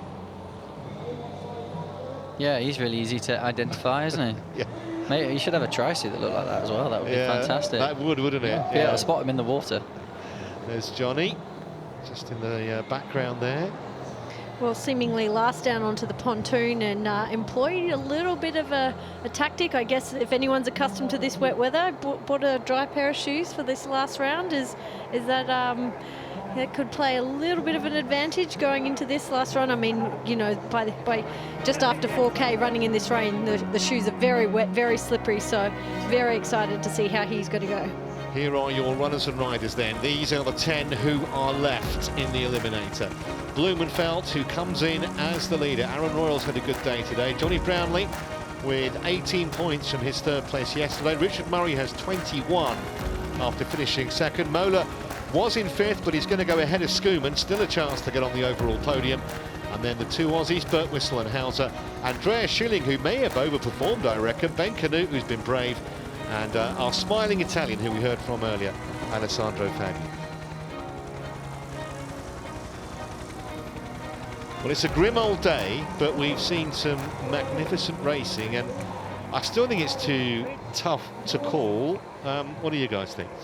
I agree. I mean, we're certainly seeing Christian, you know, coming to the forefront just towards the end of those last 2Ks. But look, you can't discount the people that are in there. You know, you've got Johnny Brownlee, you've got Mario Mola, we've seen Richard Murray, and I think this is just going to be, you know, it's been exciting racing, but it's just about to get very, very exciting. So, again, who could possibly force a mistake? I think that's maybe the only place that somebody, a big name, could come undone. What about you, Ellie? Any thoughts? It's really, really difficult to call, and you know, it's completely possible that any of the big three, the top three we keep talking about, might not actually win. You know, Mario Mola, if we'd been starting this afresh and hadn't heard anything, hadn't seen any other races over the last 2 days, I think you know, a lot of money would be going on him, to be honest. So you know, I think looking at it that respect, it's an interesting one. That said, we've definitely seen him struggle around some of the wet corners, not known for enjoying racing in these wet conditions, and how much all these other races have taken out of them, we don't know. Well, I mentioned the weather was pretty horrible. I hope you're well wrapped up and have an umbrella down there, Vicky. Yeah, I've got the best job. It's definitely getting a bit heavier out here again. The weather's been on and off all day. The guys are now lined up for this final start. They've all lined up from left to right, so they've taken that inside line wherever possible. Yeah, well, that's what Alistair was saying earlier. The inside line could be critical in giving you an advantage. Thanks to Vicky. We'll hear from her again as we go through this final stage of the Eliminator. Just 15 seconds away now, and they'll dive into the water for the final time this weekend.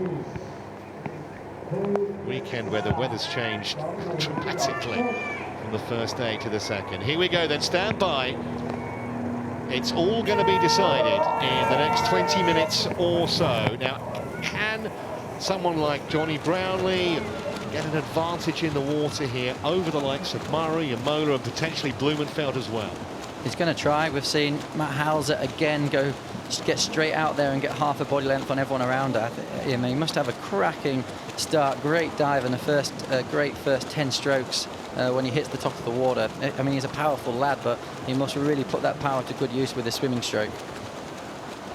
Well, it is very nice to see, I have to say, 3 Aussies up there in this last top 10. And, you know, I think a lot of credit to Jake Birtwistle. I mean, he was not really known as a swimmer coming into this sport. He was a runner, and I think he's done a fantastic job to work so hard and continue to try and put himself at the forefront of these races. I also think it's brilliant to see Aaron Royal back there. We haven't seen, you know, a whole lot of him, have been a little bit unwell, but you know, we've got 10 of the best left here now, and I think if Ben Canute is someone that's, like Alistair said before, really impressed me. You know, to be so diverse over a variety of distances is definitely not easy.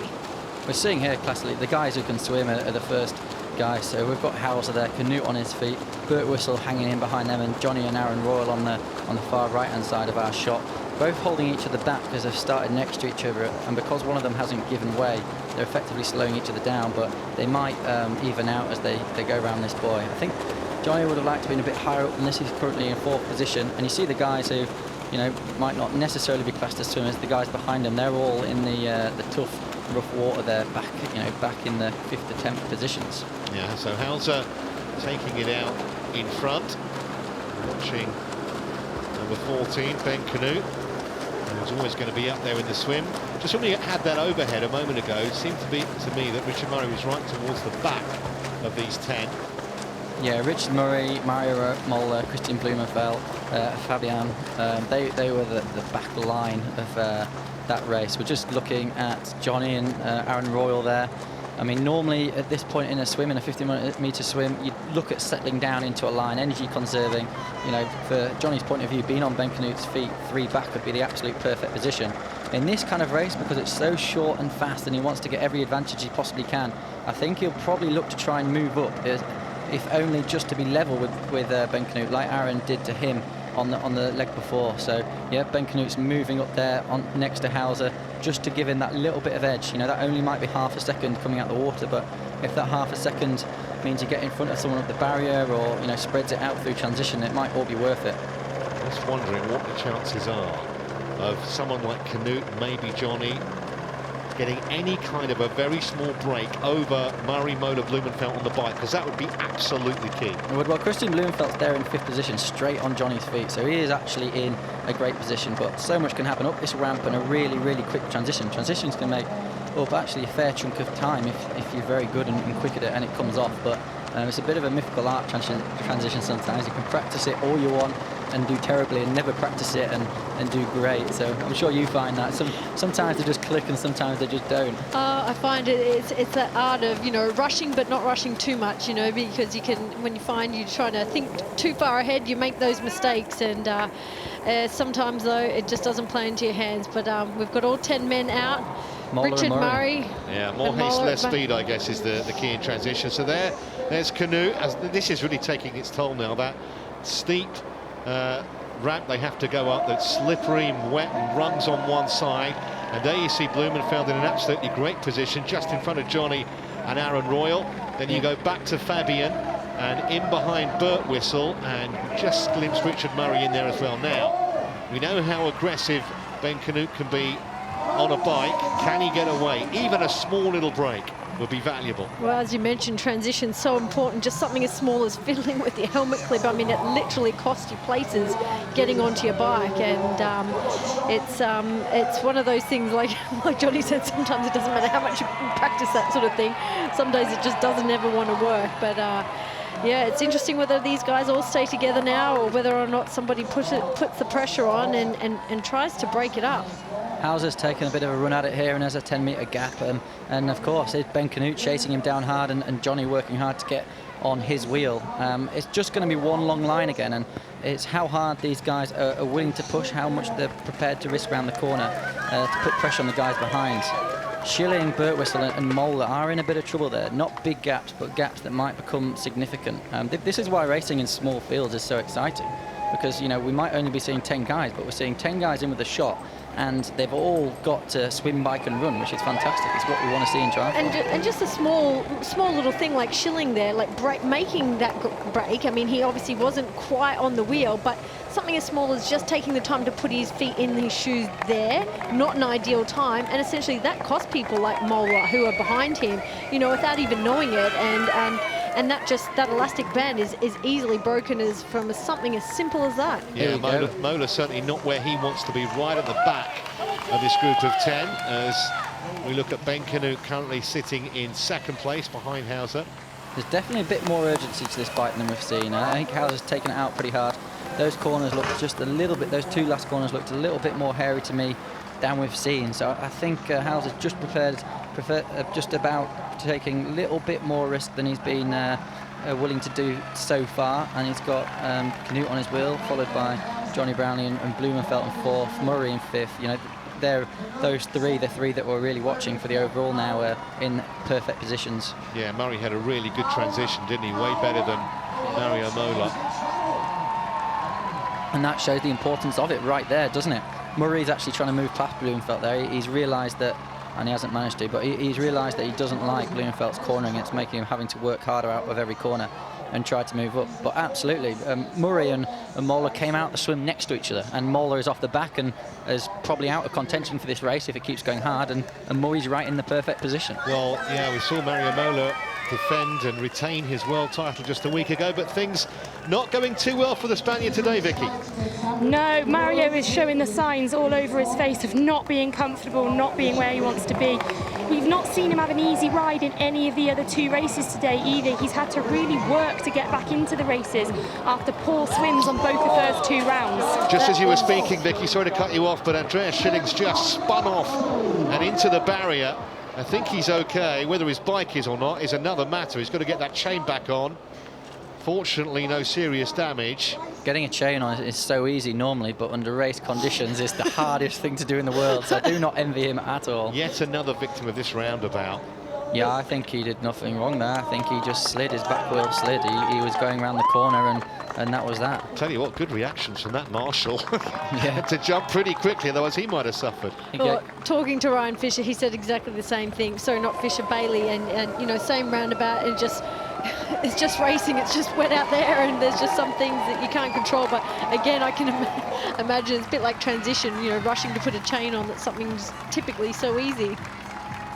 Yeah, Ben Canoe, I think he's spent the vast majority of all these 3 races today on the front, really pushing it hard. He knows maximising his strength. That's what you've got to do in triathlon, especially these races. He knows that his running isn't as good as some of the guys behind him, and he's got the only option he's got is to ride hard. And he's hoping to do one of 2 things. Hopefully, obviously, tiring the competition out, and preferably getting a gap. I think he's going to struggle to get a gap on any of those 6 guys behind him. They're all pretty proficient bike riders, and if they haven't been gapped yet, they're probably not going to be. But even just by tiring them out, he doesn't know, he might just get one more place.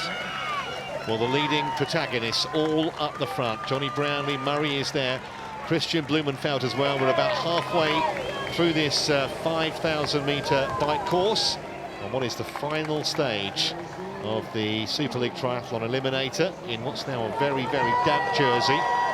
Let's hope we get no more, well, plenty more thrills, not so many more spills in the last 2,000 metres of this bike. Yeah, Blumenfeld for the first time, I think, is at the front of the bike race. I don't think we've seen that yet so far today, so he's managed to get himself to the right place at the right time, to be fair to him. And yeah, about halfway through this bike now, absolutely fantastic. He doesn't want to drop too far back in that groove because it's going to cost him on the run. Richard Murray, we know, is a magnificent runner. Blumenfeld, likewise, and he's so gutsy. We know how well Johnny Brownlee can run. So those 3, assuming there are no more mishaps until they get off the bike, you would imagine they have it between them, because even if Mario does get on terms, he's too far back probably on the overall points tally to be a feature. You've seen this group of 6 or 7, because it's 6 or 7 guys riding quite well. The guys at the back aren't having to sprint back on, and that's because A, there's only 6 or 7 of them, but B, they're all pretty good riders, so they're managing to stay on the wheel. They're staying within probably half a metre to a metre of the wheel in front of them when they're going around the corner. Whereas guys who aren't as good, if one person loses 1 or 2 metres and the next person loses 2 or 3 metres, before you know it, that gap is 20, 30 metres, 5 or 6 people back, and that's an absolute killer.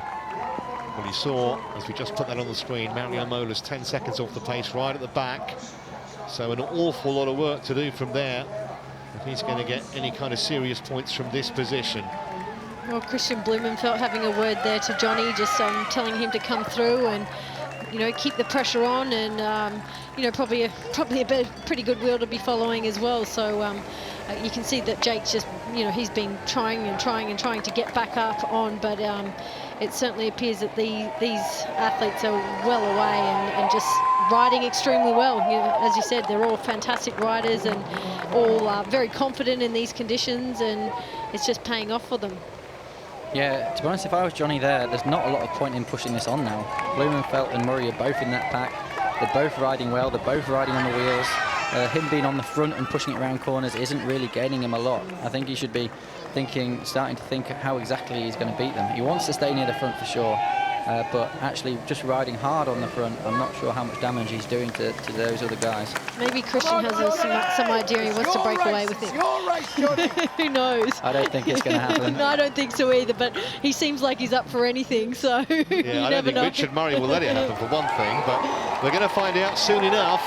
And at this point in the race, you've got to start making the calculations. 1 lap, 1.1k to go. Even if you do start to split it, the maximum kind of gap you're going to get is 5 seconds. Might be very, very important, but is the effort you're going to expend getting there worth it?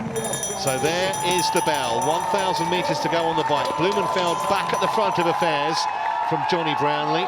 Richard Murray right on the premises as well. A man with the title to defend from Hamilton Island back in March, where the conditions were somewhat different to those they've experienced today.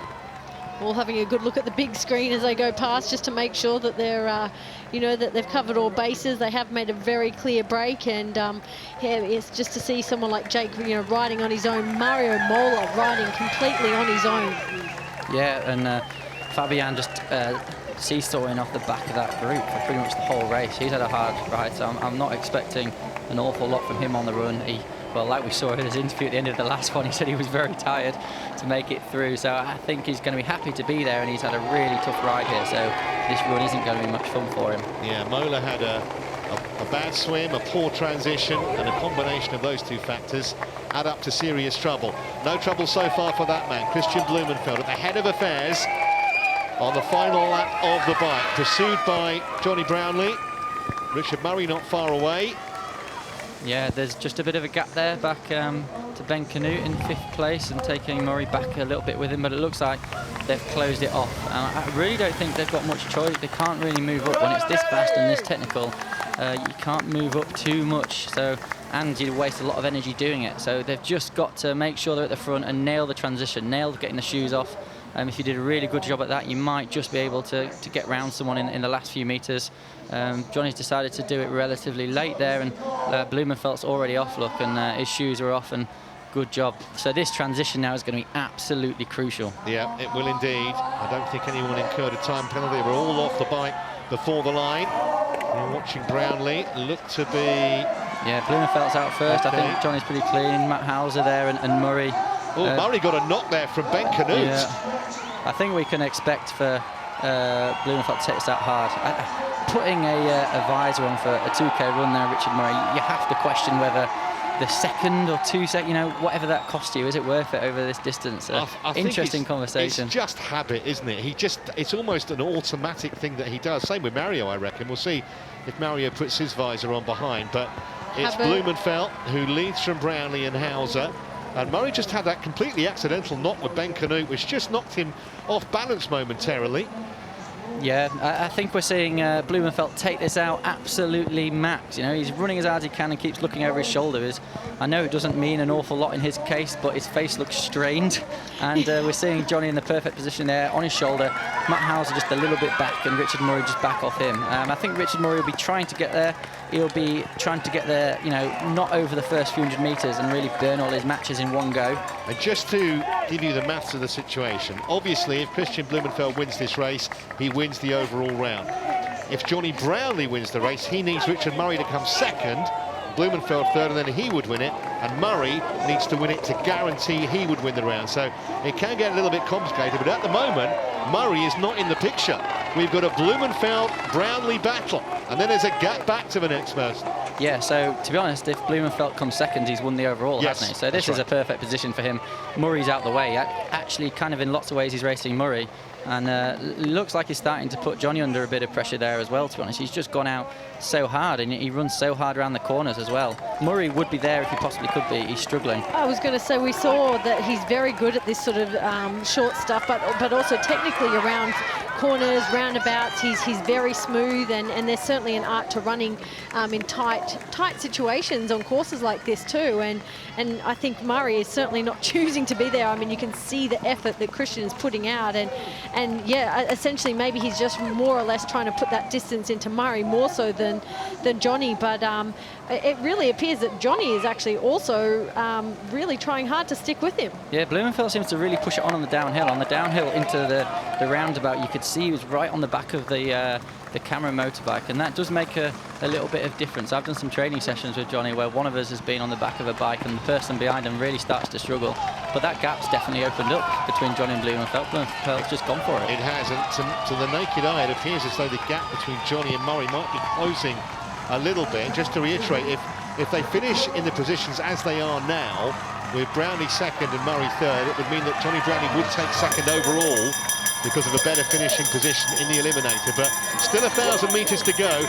Blumenfeld, you've just got to love the way the guy races. Yeah, he's so competitive and so strong. Absolutely, he's been on the limit from the first stride of this run, and if you compare him to look at Johnny's face and Richard's face, who don't look, I mean, they might be pushing themselves as hard as they can, but they don't look like they're going through anything even near to what Christian Blumenfeld's going through. So yeah, absolutely, I love to see people race as hard as they can. He trains hard, he races hard, and it's just brilliant to see. And he's about 800 metres away, potentially, from getting the reward for it. Johnny Brownlee with Richard Murray just seems to be closing a little bit on Johnny, and then Hauser just in behind the South African. Yeah, I think Richard Murray will run a sensible race here.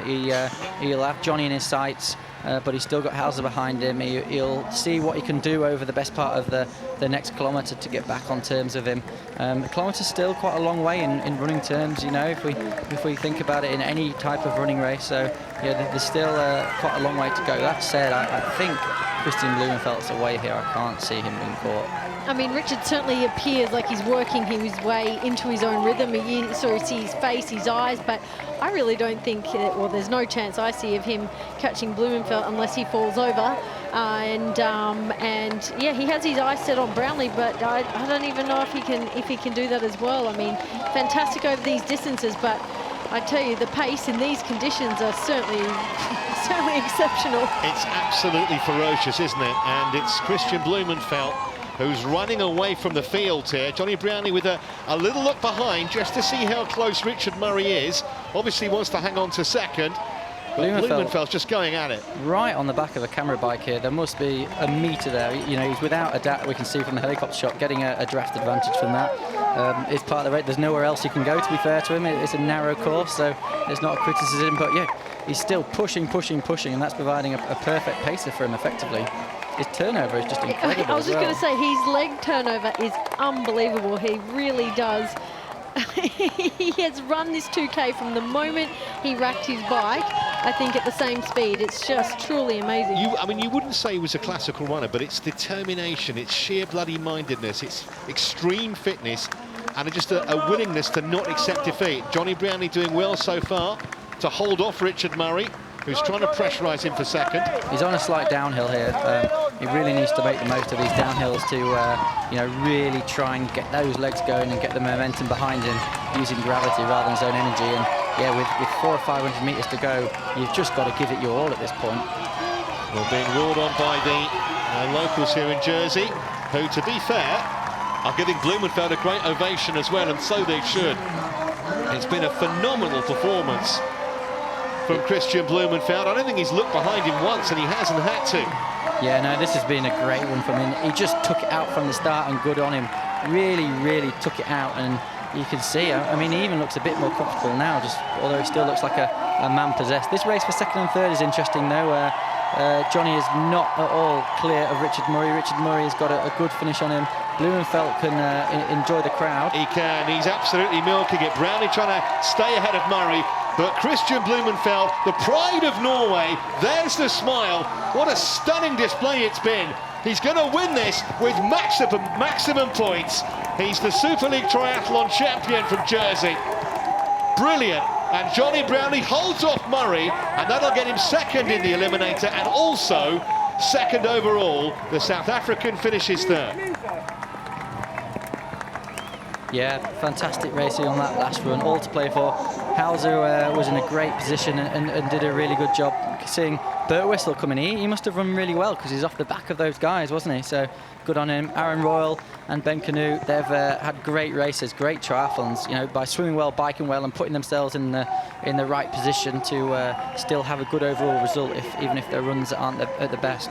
Ben Canute, who made his presence felt today in the Eliminator. Mario Mola, well, it all went wrong for him in the swim, really, on that this final stage.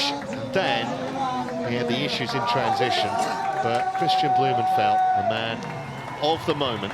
I love to see that as well. You know, you look at some of these other guys and they're just walking straight through with you know, fairly relaxed faces, and Christian Blumenfeld's won the race and won quite easy, and he can't move. Like, he's pushed himself through so much, he can hardly, you know, brilliant. See, that's exactly how everyone should be at the end of a race like this, especially if you've been beaten, not the guy who's won. If you've been beaten, you know, you should be like that because you should be trying to catch the person up in front of you. Yeah, and he is like that after literally every single race. Yeah, brilliant to see. Might have to give it a few minutes before he talks to Emma or Vicky, I think. Johnny's all smiles. I think he'll be pretty satisfied with second overall. I know you always want to come first when your surname's Brownlee, but he's done pretty well this weekend. Yeah, I think he's done well. He's had a really, really tough year, and you know, I've said to him a few times, by the time you've had a career that's the best part of 10 years, you're just going to have dodgy seasons, and considering he's had a very dodgy season by his standards, it hasn't been too bad. A World Series win, second now in Super League, another podium at World Series. But yeah, he won't be happy with that at all. He's had a injury and illness-ridden season and a very, very disrupted winter, and I think he's looking forward to getting back into winter's training now. He's had a decent race under his belt. All right, well, let's see if Christian Blumenfeld has recovered sufficiently to talk to us. He's down with Emma. Christian Blumenfeld, there is no denying you did not leave anything out there. No, that was great.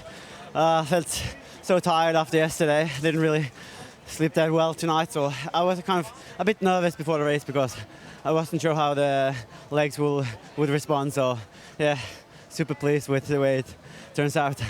There was certainly no showing any tiredness. I mean, you seem to love to race and you seem to love to put everything out there. Was that just the intention today? You said you didn't sleep well, but it doesn't seem to matter. Yeah, I tried to play a little bit safe in the beginning and just make it inside those top 15 and top 10, but you know, it's just so hard to hold back when you're like racing. So yeah. You are one of the most aggressive racers we've seen. It's fantastic to see you put so much out there, and you obviously love this format of Super League. Yeah, for sure. So yeah, it's been a great weekend and I've absolutely been enjoying every day here. So. Well, if there's anyone who can say they've had a great weekend, it's you. You are our champion and it's so fantastic to have you. Thank you so much. Yeah, I don't think anyone would possibly begrudge Christian Blumenfeld this title because he's done it the hard way from the front. Johnny Brownlee has finished second, so we can just confirm the final results of the Eliminator Super League Triathlon jersey. Blumenfeld with maximum points in just the same way as Katie Zafiris had in the women, 50 out of 50. Johnny Brownlee second, similar points, same points as Richard Murray, but because he finished ahead of him in this race, he's given second. Matt Hauser, that was a good effort from the youngster. Jake Birtwistle in fifth, a big improvement from yesterday. Aaron Royal running a little bit better than we've seen of late. Ben Canute, who made his presence felt, and then Mola, Fabienne and Andreas Schilling rounding off the top 10. We've still got our podium presentation to come, so stay with us for that. Great to see so many youngsters in the crowd today, being inspired by these triathletes, even in these horrible conditions that took their toll.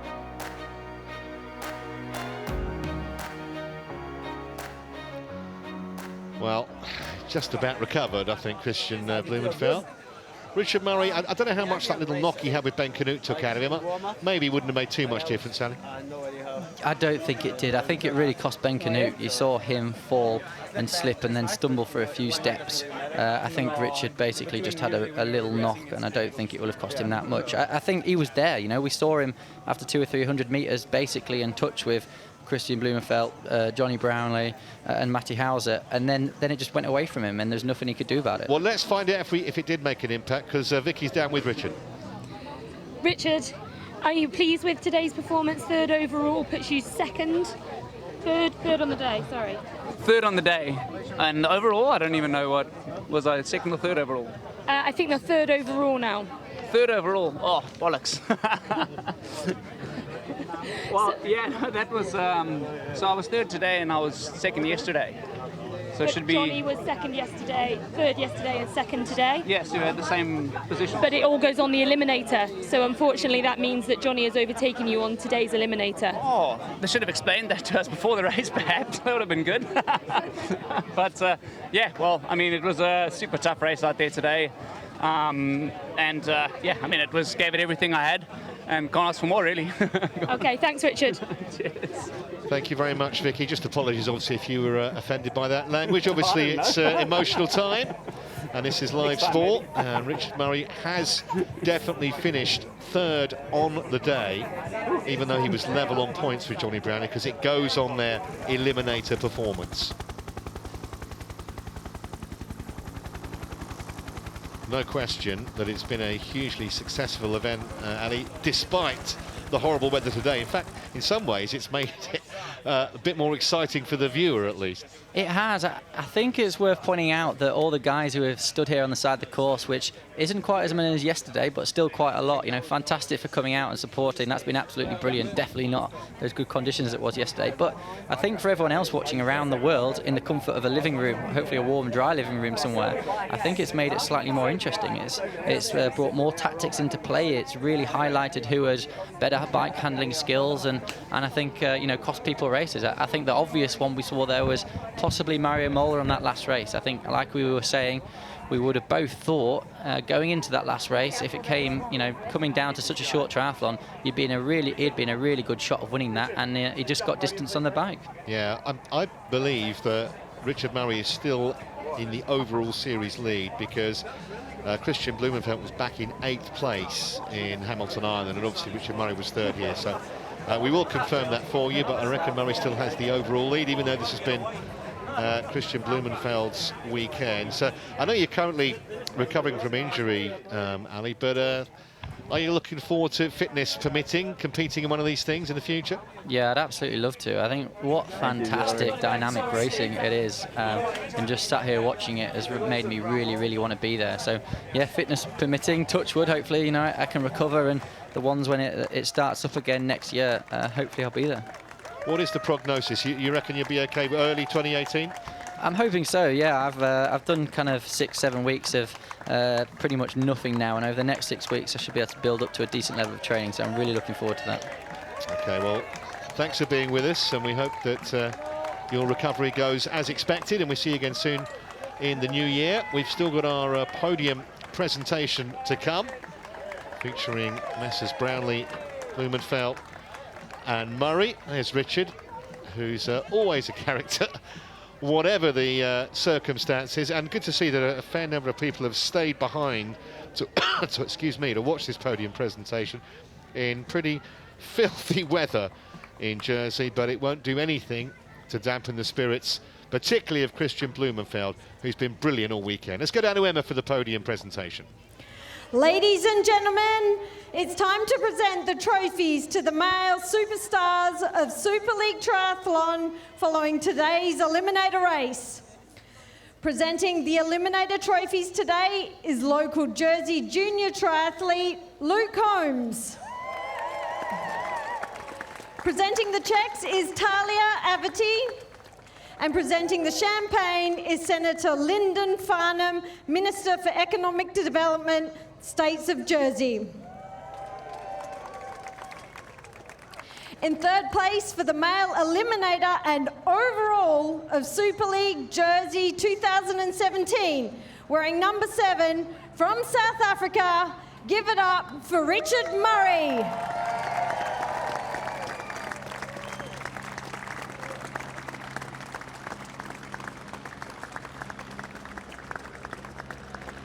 In 2nd place for the male eliminator and 2nd overall at Super League Jersey 2017, wearing number 5 from Great Britain, let's hear it up for Johnny Brownlee.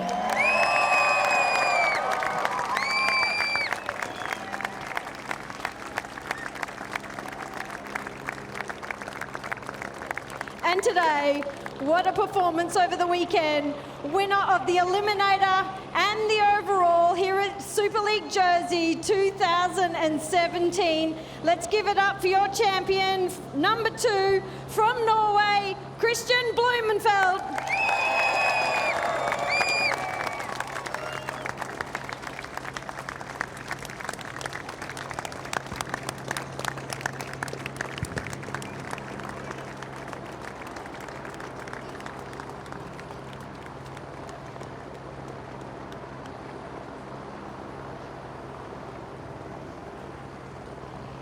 So the 3 checks being presented. You have the the big check, of course, on Hamilton Island, but only third today, but still really impressive performance. Christian Blumenfeld, who's just come of age this season. I think he's had 3 podiums on the WTS Tour, and now this.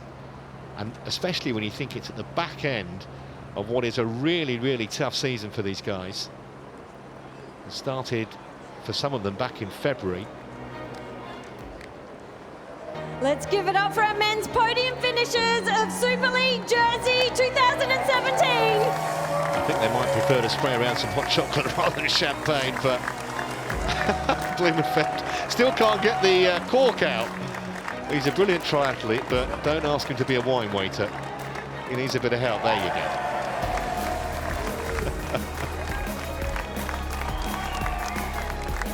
He's also one of the most popular men on the circuit. Incredibly humble man, considering the talent he's got. And he just works so hard, training-wise. No secret. I spoke to him a couple of weeks ago and I asked him why this season, what suddenly happened, what's changed? And he just said it's sheer hard work. And he's that kind of age now. Johnny, you certainly had the advantage of some home crowd support today, but wasn't quite enough. Tell me all about your weekend. Yeah, I had a massive advantage there with British weather and British crowd, so thank you to everyone for coming out, and even in this weather. But yeah, I enjoyed today. I actually think I got fitter from yesterday. So, but yeah, Christian was far better than us all the whole weekend, and I was absolutely nowhere near him today. But yeah, well done, and well done to Richard as well. It's great fun, it's great racing. Hopefully everyone's enjoyed it. Well, we've had an absolute blast watching you guys out there, and certainly you've had a fair few supporters. Richard, you knew what was sort of coming. You had Hamilton Island under your belt, but this guy was exceptional today. Yeah, I think Christian was definitely a little bit of ahead of both of Johnny and myself today, as well as yesterday. But yeah, gave it everything, and the crowd was amazing, and the weather didn't play ball, but I think the guys were safe out there most of the time, and we had a great time. So thank you to everyone. Well, Christian, you seem to race with your heart and soul, and anything else that's left, you seem to just thrive in any environment, and racing just seems to be where you are at your very best. Yeah, today I enjoy the race, and it's not often it's so fun to race under this kind of condition, but the public were just amazing. And the caliber of athletes you're racing, I mean, it must give you amazing confidence for your career. Yeah, for sure. So hopefully a good winter of training now, and I will be fit for next year. Well, we look forward to seeing you back on the Super League jersey sometime soon. Yeah, thank you so much. I think the crowd here fully recognise they've been in the presence of greatness for the last 2 days in the shape of Christian Blumenfeld. Just the way that he competes. I'm mentioning about his age just before we went down for that presentation. He's 23, one of the youngest in the field, but he's already got so much experience. World Cup races, WTS races. And it's the style in which he competes. You don't see him hanging back in the middle of bike packs. He's always at the front. And he is a very, very worthy winner of our Super League triathlon event here in Jersey. And it's going to be a tough man to beat when we have the next round as well. He's set a marker Richard Murray thought he had on Hamilton Island, but Blumenfeld with maximum points has gone one better. Johnny Brownlee finishing second, and Richard Murray back in third. It's been an absolutely brilliant weekend.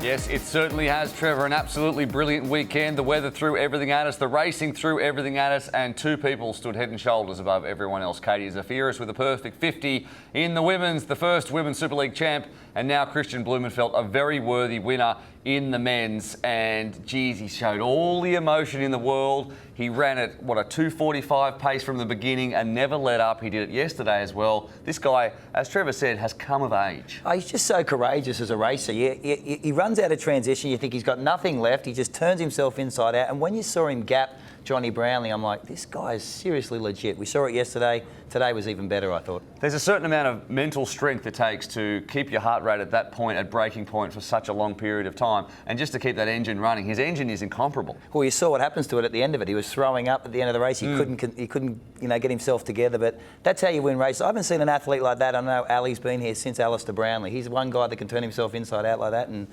he's inspired a generation. He certainly has, 100%, and it was ahead of what was a fantastic podium. We saw the same three guys figure across the two races. We saw it the same in the women's as well. The cream rose to the top across both. But to have Jonathan Brownlee and Richard Murray on the podium, it just shows that it doesn't matter what format, the best guys in the world are the best guys in the world. Oh, without question. I think Richard Murray was disappointed with himself. He said he didn't understand the points at the end of the day. It was made quite clear that the Eliminator mattered. And I think Johnny realised that was the case. He kept him in check. He tried to follow Christian in that run early, and that gave him that second place overall. Let's talk about Matt Hauser as well. We saw him tag on. He eventually got dropped into 4th position. Now, this is a guy who, since Hamilton Island, we brought him in as a junior. I didn't honestly know that much about him before he arrived at Hamilton Island. He ended up with 2 competition points. Yep.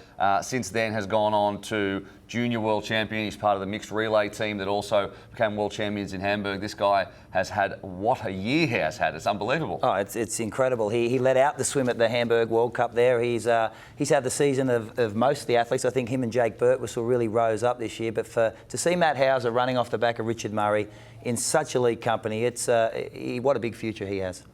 We do have a little bit of Matt Hauser swimming. As you said, he led off the swim, and there can be, you can't underestimate how good it is to have clean water in what is a bit of a washing machine there in Elizabeth Bay Marina. But he's got a very economical stroke, and he didn't look like he was panicked at any point. Beautiful swimmer. Matt Hauser's the one we discussed at the start of the show with who made as he jumped into the water, and both Ali and I said he better be swimming well, and he did just that in race 2 and 3 of the Eliminator. All this talk about picking either one end or the other end, he was right in the middle, and he picked that spot, and he was way ahead of everybody. Well, he's such a big guy. What surprised me is he handled his bike very, very well today in the wet conditions, and his run was rock solid. His transitions were slick, and these younger athletes tend to be very, very good through transition. Well, speaking of bike handling skills, whilst Matt and the guys up the front did very well, there were a lot of people who were found out in what was difficult conditions. There was plenty of rain and plenty of crashes. And we start with Dmitry Polyansky, and that was the spot that everyone was coming unstuck around the roundabout. Well, Alistair said that in his course preview, that the roundabout would be very, very difficult. Polyansky just overcooked that. He was never, ever going to make that turn, and he dropped the bike. Yeah, it just comes down to experience of, obviously, with the field stretched so much, people are looking to get on the pedals a little bit early, and a guy like Ben Dykstra, who doesn't have the experience of the others, he did exactly that and got a bit of wheel spin. Now, that was disappointing for Ben, because that cost him. He was eliminated after that. He finished one of the elimination, and he was right in the mix. I don't know why that happened. Ryan Bailey, obviously, he has very good bike handling skills usually. He just overcooked that corner. He was never going to make that at all. But he was disappointed. He doesn't look too disappointed, but I saw him after the race. They had a shot of him. He was a bit bummed to be eliminated. We're getting our money out of Alistair Brownlee. He's now joined us from the commentary box, having run upstairs. Oh, he probably took the lift, actually. He doesn't run these days. He's had hip surgery. But we're just seeing plenty of crashes here, and some good work, too, from the official to miss that one on Andreas Schilling. Yeah, I know. That could be broken ankles for him, but maybe he's a football player. He knows how to avoid a tackle. That's what that looked like to me. Certainly. Now, you had a taste of the conditions out there. Are you surprised just how tough it was and how tough the conditions were too? Yeah, well, I've been out in the conditions and I had a look at the course, and I think 2 things strike me. Obviously, the conditions in terms of the bike course were interesting, made it really technical and tough. And we definitely saw 2 different types of crashes. We saw the crashes that were really unfortunate, probably like the Schilling crash there, I'd say. And we saw the crashes where other people crash. They've crashed in other races. So Ben Dykstra crashed yesterday. Polyansky's crashed a fair bit. So if you're going to crash, you kind of expect them to crash. The other thing, the other part of the conditions that I think is interesting, we didn't talk about too much, is how awful was it for those poor guys to have to reset the bike, warm back up in the 10 minutes between races. And yeah, I think that could have definitely played a part in some guys who don't like the bad weather. Maybe Mario Mola, for example, just doesn't like standing around in the rain so much, and that could have cost him a bit of energy going into the last race. Someone we saw who will drop down the championship standings now is Mario Mola. He didn't finish too well, and he's had a tough weekend. Yeah, he just didn't seem to fire today, and Ali's right. The guys were really rugged up in that third event. I think it got really cold down there, and he just did not look good on that last run. Ali, are we going to see you back in the tri-suit again for Super League next time around? You not think my commentary is good enough? No, we actually said to you that we prefer to have you in commentary, but you're also a pretty good triathlete. Sitting there, matters of meters from the course just makes me want to do it so much. You know, I felt bad all the last few days that I'm not in the race. So definitely, if I possibly can be, I'll be on the start line for the next one. Hopefully in a bit better condition than the last one. Yeah, it's going to be a little while now. I mean, what's the plan now for Super League Triathlon? Well, our next event was planned for the end of the season, but we had some issues with Hurricane Irma on the Caribbean, so we're looking at our events next year. But Super League's going ahead, full speed ahead. We have a few events checked out for next year. A lot of the athletes are aware of the cities we're talking to, and we'll be rocking and rolling. It's going to be fantastic. You can see all the action and catch all the highlights on superleaguetriathlon.com. Now, on behalf of the entire team, Ali Brownlee, Chris McCormack, Trevor Harris, Emma Snowsill, Vicky Holland, and the entire team here from Super League Triathlon, we hope you enjoyed the telecast. We certainly enjoyed bringing it to you. We enjoyed being here in Jersey as well, and we will see you next time. See you then.